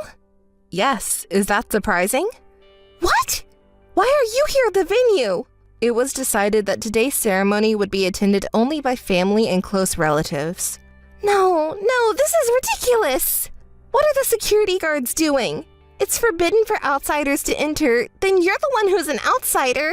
The ex-wife who divorced and left is pretending to be a family member. What are you talking about? You're a little crazy after all. What did you say? You're the one who's been claiming to be the wife, but you're not. You're just a cheating partner. What? Oh, didn't you understand? Well then, let me say it again. You're just a mistress. I am the wife. That's impossible. Are you the one who's crazy? You're just the ex-wife who has been kicked out. You're a really stupid woman if you still don't understand. Well, I guess you've never had good comprehension skills. What did you say? You're really noisy, you know that? Well, I'll explain it to the cheating woman over there who's screaming her head off. The funeral this time was decided by Jack's parents. It wasn't me who kicked you out. It was Jack's parents who decided that you were an outsider. I mean, think about it. Who would consider a woman who seduced their precious son and caused the breakdown of their family as a family member? All the attendees agreed with Jack's parents' decision, you know? Besides, Jack's wife is here at the funeral, isn't she? So I am the wife. Even though I've already said it, you still don't understand? Listen, even if there was a physical relationship, a woman who hasn't officially registered as a spouse cannot attend a funeral. You're the idiot here. Jack and I have officially registered our marriage. That's why I'm calling you stupid for not understanding that. Just to make it clear, Jack and I are still officially married. What? What are you saying? You really haven't heard anything from Jack, have you? Listen, I've told you multiple times, legally, we're still considered a married couple. And yet, you apparently went to submit a marriage certificate. I received a phone call and found out what happened. The person who received the notice was quite confused. After explaining the situation, your application was deemed invalid. That's not true. He didn't say anything about it? Well, he probably couldn't say anything. After the city office called, Jack also contacted me. He was really angry because he thought he had already taken his name off the registry. But here's the thing, I happened to be with his parents at the time. After all the help they've given us, we can't just get divorced without even greeting them, can we? So I was telling them about the circumstances leading up to our divorce. And then, at that moment, we received a call from Jack himself. He said, "What the hell are you talking about?" And his parents started yelling at him. Then they summoned him back to their house. Oh, Ava? You haven't been responding for a while now. What's wrong? Are you listening properly? Yes, I'm listening. Really? Okay then. I'm telling you something important, so you better listen to the end, okay? I understand. Didn't I say that I'm listening? So, should I continue the story? When my husband came to his parents' house, he was scolded severely. Not only by his parents, but by the relatives who were invited to gather there. Of course, right? He had cheated on his wife with her best friend and was trying to run away without paying any compensation or child support, despite having a wife and son. It's like he got what he deserved. I was actually impressed. Jack was completely terrified. Whenever he tried to argue, he was easily shut down with logical reasoning. Everyone told him that they wouldn't allow him to get away with just getting a divorce and running away. They told him to talk to me about compensation and child support and settle things properly before anything else. Finally, Jack gave in and promised not to get a divorce until everything was settled. I can't believe it. I never thought you would show up at the funeral pretending to be the legal wife, since I thought you knew the truth about us. It's because of Jack. Also, you said a lot of things about me and our son, didn't you? I told your parents everything because I thought it was wrong to keep it a secret. And then your parents and relatives got even more worked up. Even if you divorce me, they will never allow you to marry such an awful woman, and they were furious about it. What's going on? Too bad. If you hadn't tried to compete with me and our son, the divorce might have been finalized much sooner and you could have become the legal wife. It's all because of what you did, you wicked woman! Oh, by the way, you were the one who kindly introduced me to your affair partner, Ava. That's because... Well, you reap what you sow. You and Jack are really two of a kind. Wait a minute. What does that mean for me? It probably means you have nothing, but I'm not really sure. You seemed so happy when you got the insurance money. You really are such a stupid woman. Is it true? Really? I have nothing? I have said it many times, but I am that person's legal wife. You're just a mistress. The funeral will be for family and close relatives only, so please leave if you are an outsider. If you keep making a scene, I'll call the police. Wait a minute, Lucy! Hey, why aren't you answering? I've been ringing the intercom for a while, but you're not coming out at all. I know you're there. Stop pretending you're not and come out already. It's Lucy. What do you want this time? You're so worked up. I know you're there. I've been ringing the intercom multiple times, so come out quickly. Hey, listen. I am actually at home right now, but the intercom hasn't rung once since earlier. What? You're lying. You said it rang multiple times, didn't you? Oh, by the way, I finally moved. That place you thought was my house is now someone else's house that I don't even know. Wouldn't it be better to leave before you get reported? What are you talking about? I didn't hear anything like that. Well, I don't see why I have to tell you. I wouldn't even dream of it. How many times do I have to tell you to not contact me directly? Today I have an important matter to attend to. Hey, I want to talk to you directly, so tell me your new address. What? Are you half asleep or something? I'm not going to tell you my new address. That's terrible. We're supposed to be best friends, right? What are you talking about from years ago? Did you lose your mind? Oh, you must have been crazy from the start. So have you finally lost your mind completely? If people act timid, you take advantage of it and say anything, don't you? Just tell me your new address already. That's why I don't want to tell you. I really can't get through to you, can I? Hey, I got kicked out of my house where I was living. You have to do something about it. What? What are you talking about all of a sudden? I don't understand at all. So, I was kicked out of the new place I was supposed to live in with Jack. The real estate agent and bank people suddenly came over. That house was bought in Jack's name. I bet you were behind this, weren't you? Do you think it's okay to do this to me? Apologize and return the house quickly because this is Ava's house. Explain to them right away from you. Then I'll forgive you. There's so much to criticize here. I don't even know where to start. Anyway, I don't owe you anything and I don't need your forgiveness. Stop pretending and contact them quickly. I'm not pretending, but...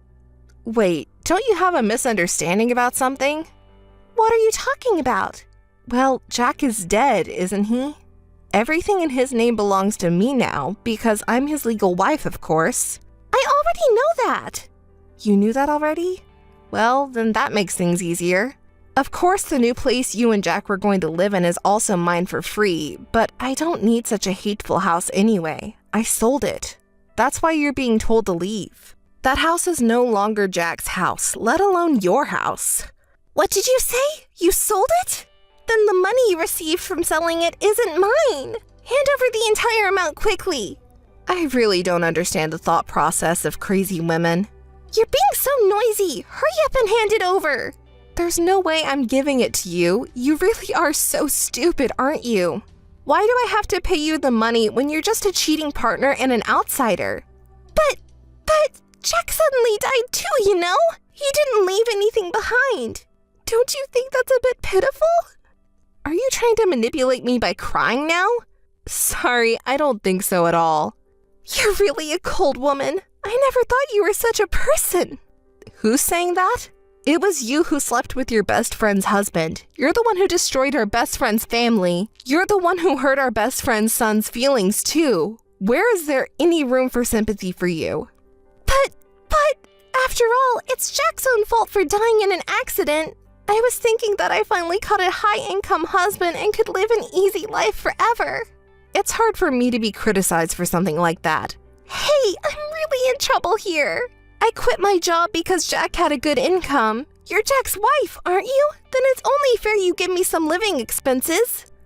Ugh, you're really impressive in your trashiness. What kind of tone is that? It's only natural, right? They say there's no cure for stupidity, and that's really true. Wait a minute. My phone has been ringing non-stop since earlier, and I was wondering what was going on. My local friends keep contacting me like crazy. What the heck is going on? Oh, that. I was thinking of telling everyone about our conversation. I keep sending screenshots to everyone. It's a cautionary measure to let everyone know what kind of person Ava really is.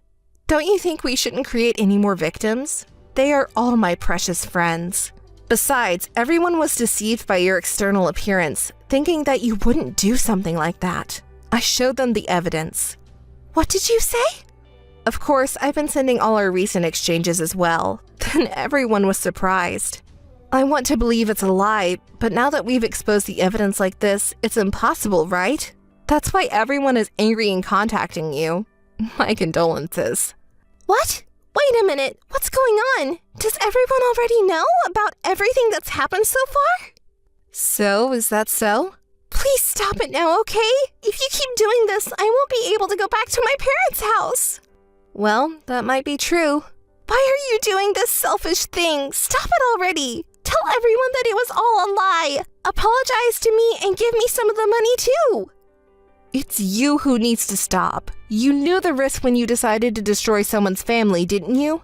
I don't even understand what you're saying. Then don't ever interfere in my life again. Wait a minute. Lucy! Lucy! After that, I received several contacts from Ava, but I already informed my local friends about it. And when I told her that if she continues to be too persistent, I would consult the police, she stopped bothering me. But if she contacts me again, I plan to block her quickly. Ava, who I couldn't contact anymore, tried to return to her parents' home, but her parents had already been informed in advance about what she had done and rejected their daughter. They said they didn't raise her to become that kind of person and declared that she was disowned. They also stated that she was not allowed to cross their doorstep again. Since it had become a topic of gossip in the local area, she couldn't visit acquaintances, and I don't know where she is now. As for me, I bought 3 small houses with my husband's large insurance payout. One of them is for me and my son, and the other 2 were given to my in-laws and real parents, who love me like their real daughter. We live happily and noisily every day with lots of people. On holidays, we invite relatives and have barbecues, and my son grows up happily. My son, who has grown up receiving love from many people, says cute things like he wants to become a lawyer like his mom in the future to help people who have been hurt.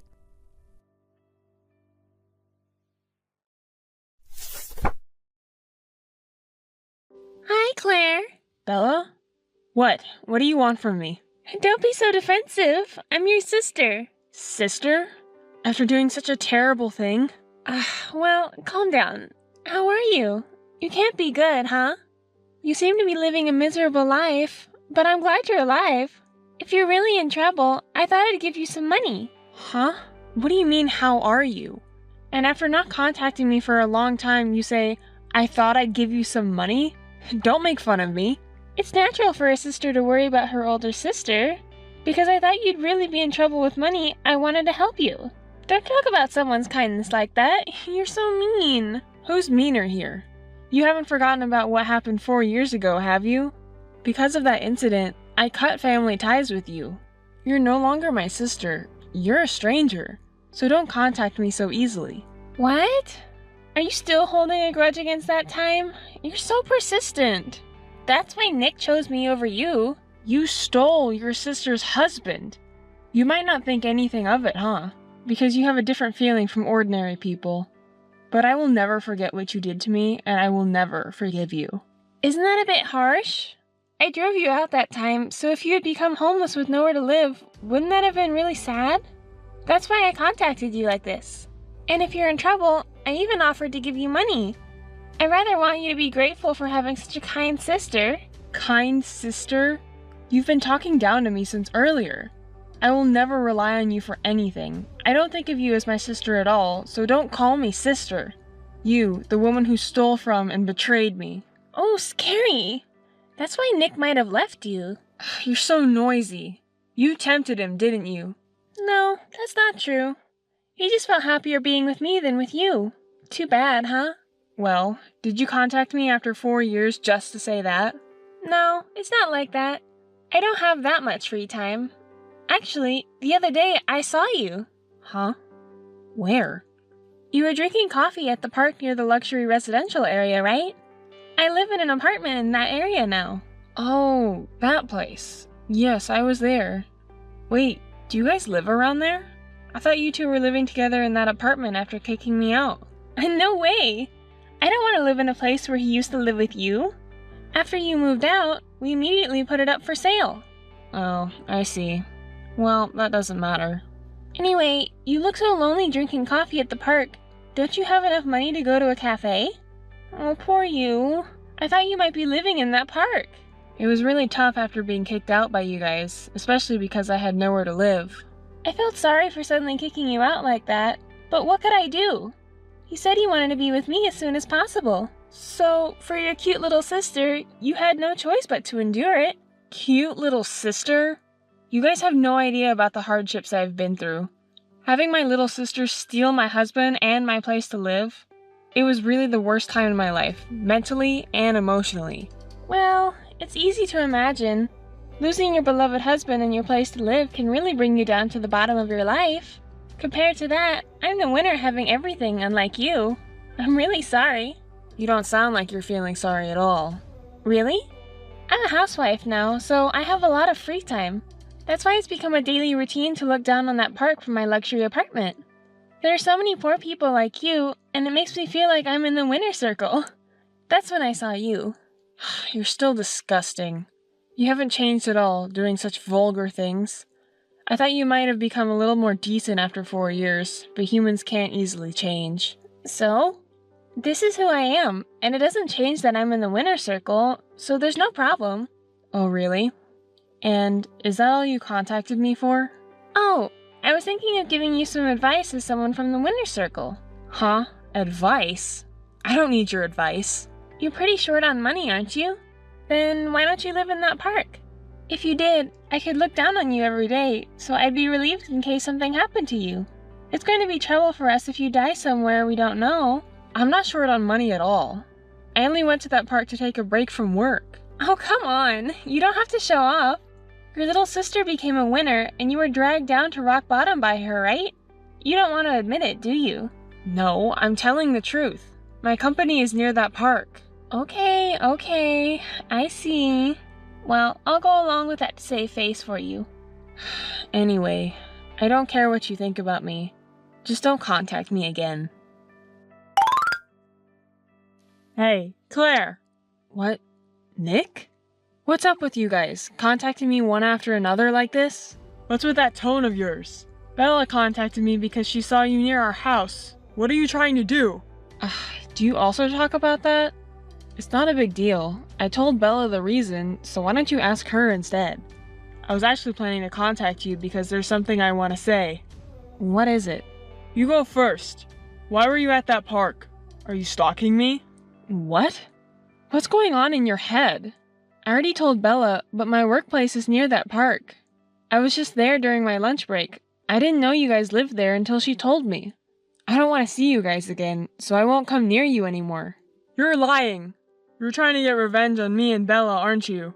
I contacted you because I want to tell you to stop your stupid revenge. What are you talking about? My stupid revenge? I have no idea what you're talking about. Don't play dumb. After I left you, you started your own company, right? And it seems like you've been taking my clients out one by one.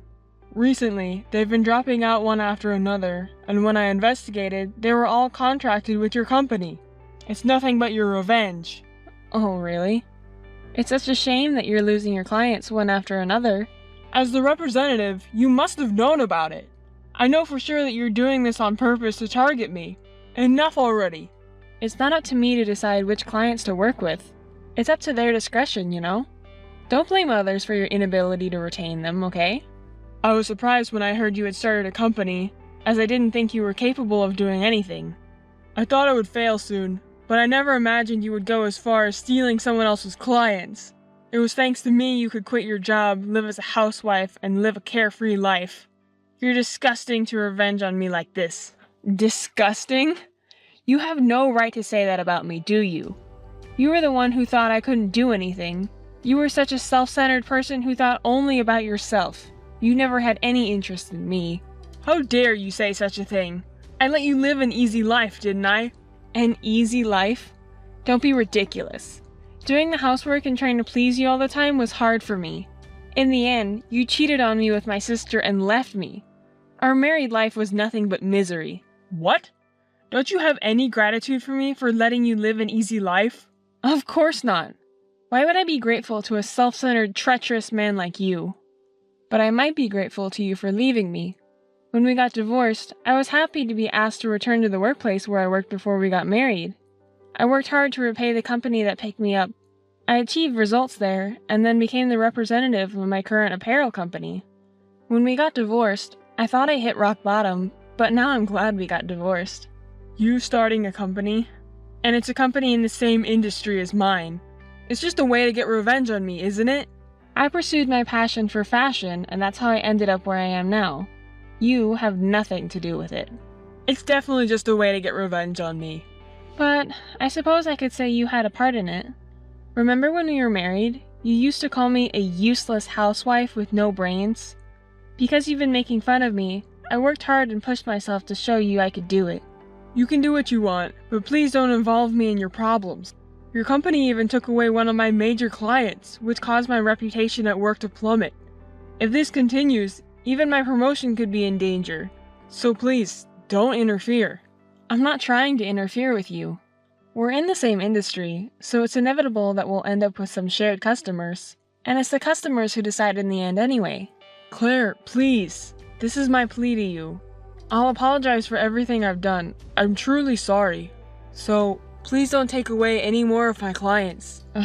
Even if you apologize now, I'll never forgive you for what happened. But that's not related to what's happening now, so it doesn't matter. In the end, it's the clients who should decide. Firstly, you should find out why the clients are leaving you. Please don't say that. Come on, I'm begging you. If I could give you one piece of advice, it would be this. If you're not satisfied with what's been taken from you, why don't you take it back? Oh, that line. Yeah, I remember now. I believe you said that to me when we got divorced. And now I'm returning your words right back at you. I really am sorry.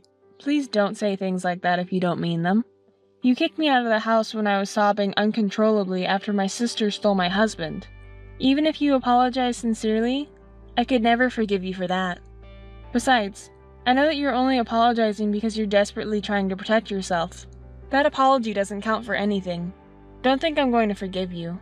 No, it's not the forgiveness that I'm asking for. I just need your help.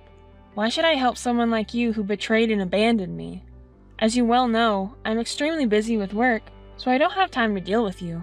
Come on, Claire, don't say things like that. As former spouses, can't we help each other out? I'm putting my everything into this promotion. As I said, don't expect me to help you because I won't do it. If you're so invested in this promotion, then figure it out on your own without relying on others. Don't you have any pride? You're asking for help from the ex-wife you betrayed and left behind. But I can't do it on my own anymore. That's why I'm asking you for help. I've already apologized to you, so do something. You've already apologized? Oh, that's your true feelings coming out? No, that's not what I meant. I'm sorry, it's just a habit of mine to speak that way. Well, I already knew that, so it's fine. Anyway, you should focus on the most important thing right now, shouldn't you? What's the most important thing? Apologizing to you? No, it's not that. Apologizing to me won't change anything now. What you need to do is take back your business from our client. Maybe it's too difficult for someone who only thinks of relying on others like you, though. The longer you wait, the harder it will be to recover what you lost. So don't think you can rely on me, and give it your best shot. Hi, Claire. How are you doing? Bella, didn't I tell you not to contact me anymore? Why do you keep contacting me over and over? And why are you in such a good mood? Oh, you know me so well. That's my sister. Well, I don't care about your mood. What do you want this time? Well, don't be so cold. I contacted you because I was so happy. Please be interested in me. What? Your happiness has nothing to do with me, and I'm not interested. I already told you not to contact me. Oh, come on. Don't be so prickly. Can you listen to me? I have some great news. I don't want to hear it. Oh, please. Actually, Nick was called in by the president and got offered the position of the next president. Isn't that amazing? Finally, his abilities have been recognized. It's all thanks to me supporting him behind the scenes. He couldn't have done it without me. Even with you. I helped him reveal his abilities. Even though I said I didn't want to hear it, you talk about it one-sidedly. Oh, don't feel so down about it. You must be so frustrated because your ex-husband, who was stolen by your little sister, became the president. Oh, you must be. Now your little sister will become the wife of the president. I contacted you first because I had to let you know. I wanted you to celebrate, but I guess you're not in the mood. Celebrate? I don't think you have time for that. What? What do you mean? Becoming the president is definitely a happy thing, no matter how you look at it. Don't be so jealous. I'm not jealous. I can't believe you're happy without knowing anything. You're a happy person, aren't you? What? What do you mean? What do you know? I can't say anything without knowing how Nick explained it to you. I don't want another angry message from him because it's troublesome. I won't let him say anything to you, so I'm your sister, right? If you know something, tell me. I think you might be shocked to hear this. Are you ready for it? Is that such a shocking thing? Even though he's becoming the company's president, I really don't know what's happening behind the scenes, so tell me. Okay. If you go that far, I'll tell you. There are rumors that Nick's company is on the verge of bankruptcy. You've heard of it, right? I work in the same industry, so I hear rumors like that all the time. What? Are you serious? It's true. I don't think it's something to celebrate, no matter how Nick explained it to you. He's not really getting promoted. He's just unlucky, that's all. I'm sorry to burst your bubble, but... Oh no, he never said anything like that. You just want to hurt me with lies because you're jealous. It's true. You asked me to tell you the truth, and that's what I did. But now you say all these things. His company has lost most of its clients to other companies, including ours. Many customers have switched from his company, so it's rumored that the management is no longer sustainable. Well, it's not a rumor. It seems to be a fact. Does that mean it was premature happiness? Sorry, but it seems to be it. You're his wife and you don't know anything? You said you could bring out Nick's potential, but it seems like you couldn't get the truth out of him. That's a lie. I absolutely don't believe that. You're just lying because you hate me. I understand how you feel, and it's hard to believe, but I pulled the strings for everything that happened this time, so everything I say is true. Huh? What do you mean? You really haven't heard anything from him at all. Or maybe he hasn't noticed anything either, I wonder. My company intentionally worked behind the scenes to approach his company's clients, and as a result, almost all of his clients switched to us and chose us. What? Why would you do such a terrible thing? And did you say my company? Huh? You didn't hear about that either? I'm the representative of the company, and that's Nick's company's rival company. Are you the president? That's also a lie, right? And to bring down your sister's husband's company? That's just impossible. I can't believe it. You won't believe anything I say, will you? Then don't ask me in the first place. Everything I'm saying is true. Even if it's true, why would you need to bring down his company? You don't need to do that, do you? You didn't forget what you did to me, did you? If he had married you purely, I would have supported him with all my might. But it's not like that, is it? You and he betrayed me and sent me to the bottom, and you've been looking down on me for so long, haven't you? For what reason? You should be able to easily imagine that yourself. It's unbelievable that you would do this to me over something so trivial. When did you become such a despicable person? When? From the moment you betrayed me, I decided to get revenge. I've worked tirelessly to get to this point. I've made a huge effort while you were living your life at ease. Well, it doesn't matter. Nick is not weak enough to be crushed by someone like you. No matter what happens, I'll believe in his ability to overcome it. I don't know how far you're living in a fantasy world. Just do your best. Hey, Claire. What? It's Nick this time. I don't have much free time to deal with you guys. I heard everything from Bella. You did everything, huh? I didn't notice at all. Well, I guess so. If you had realized it earlier, maybe the damage wouldn't have been this big. Hey, please! Please don't take away our clients anymore. Even if you ask me to stop, it's the customers who chose us, so there's nothing I can do about it. I can finally become the president, but if this continues, the company will go bankrupt. Isn't that great? Getting promoted to president is a huge success. You said you were willing to risk everything for the promotion, right? It seems tough, but good luck with that. I have nothing to do with it. It doesn't matter to me if your company goes bankrupt. I just lose one of our rival companies. Please. I knew our business was losing clients too, but I had no idea it was on the brink of bankruptcy. It's your dream company, isn't it? Please, do something to help it out with your wife. This isn't what I wanted for my company. I got the short end of the stick. Well, I guess that's what it is. I run my own company, so I thought that changing the president at this time means your company is facing a crisis. I've been blamed for everything by the former president and board members. So please, I'm begging you. I really want to pull this company together and make it into what I've envisioned. Oh, that's too bad. Well, you lost clients because of the terrible way you treated me, so I think it's only fair you take responsibility. I also heard about what's behind the scenes from Bella. I didn't realize how much I hurt you. I'm really sorry about that. So I'm begging you, please give back the clients you took from us. I just can't let the company go bankrupt. Do you think that you'll get another chance by apologizing? You betrayed me and handed divorce papers without any discussion and kicked me out of the house. I can't believe you would even ask me for help. I do regret what I did back then. I think I'm getting what I deserve because of the bad things I did to you. Well, at least you realize that now.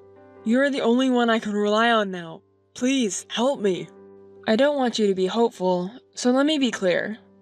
No matter how much you apologize or ask for my help, it's useless. I have no obligation to help you. Since you're now the president, you need to work hard to rebuild your company. Let's both work hard as company presidents, shall we? Come on, please don't say things that make me feel abandoned. You're the one who abandoned me first. Hey, would you buy my company? If you do, all the remaining clients will be yours, and I can reduce the damage to my company. It's a win-win situation for both of us, isn't it? How foolish can you be? Why would I want to buy a company that's on the verge of bankruptcy? It's not going to benefit me in any way. I've been involved in business management for a while, so I understand that. Besides, your company only has a few remaining clients, right? It would only cause us to lose money. Let's see. So, will you marry me again? What? Are you out of your mind? Remarrying you? No way. Where did that idea come from? With such a ridiculous CEO, the company would go bankrupt. No, you still have feelings for me, don't you? That's why you're intentionally getting me in trouble to make me fall for you again, right? You wouldn't even consider such revenge if you didn't have any feelings left for me, right? You do this because you're interested in me. How much are you two living in a fantasy world? I can't even talk to you out of frustration. I won't get back to you. Stop being stubborn. I know you still have feelings for me. I don't have any feelings for you. Not even a bit. Too bad for you. If this goes on, I'll lose my job and position and end up getting lost. I'll do anything for you from now on, so let's forget about our divorce 4 years ago. Are you gonna start begging again if I say I don't have any feelings for you? You're such a fickle person who changes your attitude so quickly. You made me get lost 4 years ago, didn't you? Yet now you want me to help you? It's too selfish. I'll make sure to pay for what I did back then, so please. You're the only one I have. You have Bella, who you left your wife to be with and had a grand love affair with. Don't even think about getting back together with me. Just stay with Bella and support each other. Stupid people. Oh no. Hey, Claire! How could you do such a thing? What? What? You made Nick's company go bankrupt! We were even forced to leave our house and lost everything! Well, that's too bad. I have nothing to do with it, so I don't need to hear your report. It's related to you. You made it happen. It's not my fault. In the end, customers chose us. Nick just wasn't competent enough. Don't blame me for it. Why do I have to be involved in this? Because you're married to him, right? Married couples have to support each other no matter what. You're people who thought you wanted to be together even if you have to betray me. I'm sorry for you that you can't overlook the park from your apartment anymore. You can't indulge in that hobby now, can you? Oh, I guess I was wrong. Are you guys now in the position of being looked down upon? You're so noisy. Anyway, take responsibility. Provide us with a home to live in and money for our life. Why should I have to help you guys? It was you who took my husband away from me and forced me to divorce him. And then you kicked me out of my home? You have no idea how miserable I was. Now you finally understand, right? It's been 4 years. When are you going to let it go? No matter how much time passes, my humiliating past won't change. Anyway, you have to figure it out yourselves. Oh no. I'm not asking you for help because I can't do anything about it. Asking for help? I don't think that's the attitude to ask someone for help. Even if you ask me politely, my feelings won't change though. Well, if I were to give you advice, first, why don't you look for a place to live? Even if we want to rent a place, we don't have any money to start with. That's why we're asking for your help. Oh, well that's tough. I also had to work hard on my own when no one helped me. You guys are 2 people, so I think you can somehow manage to make it work. Oh, I have a great idea. What? What is it? Why don't you just live in the park next to the apartment? You gave me that advice too, remember? What? No way! I don't want to live such a miserable life. It doesn't matter to me if you 2 have a miserable life. Anyway, if you 2 work hard together, you can overcome it somehow. Well then, good luck. Hey sis, help me please. Hey! My younger sister and her husband, who had lost their place to live and were abandoned by me, moved to an old apartment in the suburbs that was over 60 years old. It's great that they found somewhere to live, even if it's old. Because the building is over 60 years old, it doesn't have a bath as expected, and bugs are crawling out from all over the place. My sister seems to be having a hard time. To earn a living, my sister does a side job in the cold room at home, and Nick is searching for a new job from early morning to late at night while doing part-time work. However, the rumor that he caused his company to go bankrupt has quickly become industry gossip, and it seems like no one is willing to hire him. It looks like he'll have to keep looking for work for the time being. Nick seems to have grown tired of job hunting and is arguing with my sister every day about who will be a housewife. As for me, thanks to the increase in business partners, I've become a top-level female CEO in the industry and am in the media spotlight every day. When I was first kicked out by those people, I almost gave up getting out of the depths of despair in my life. But in a sense, I was able to rise thanks to my younger sister and ex-husband, so I'm grateful now. I'm realizing once again that it's important for humans to have goals and not to give up.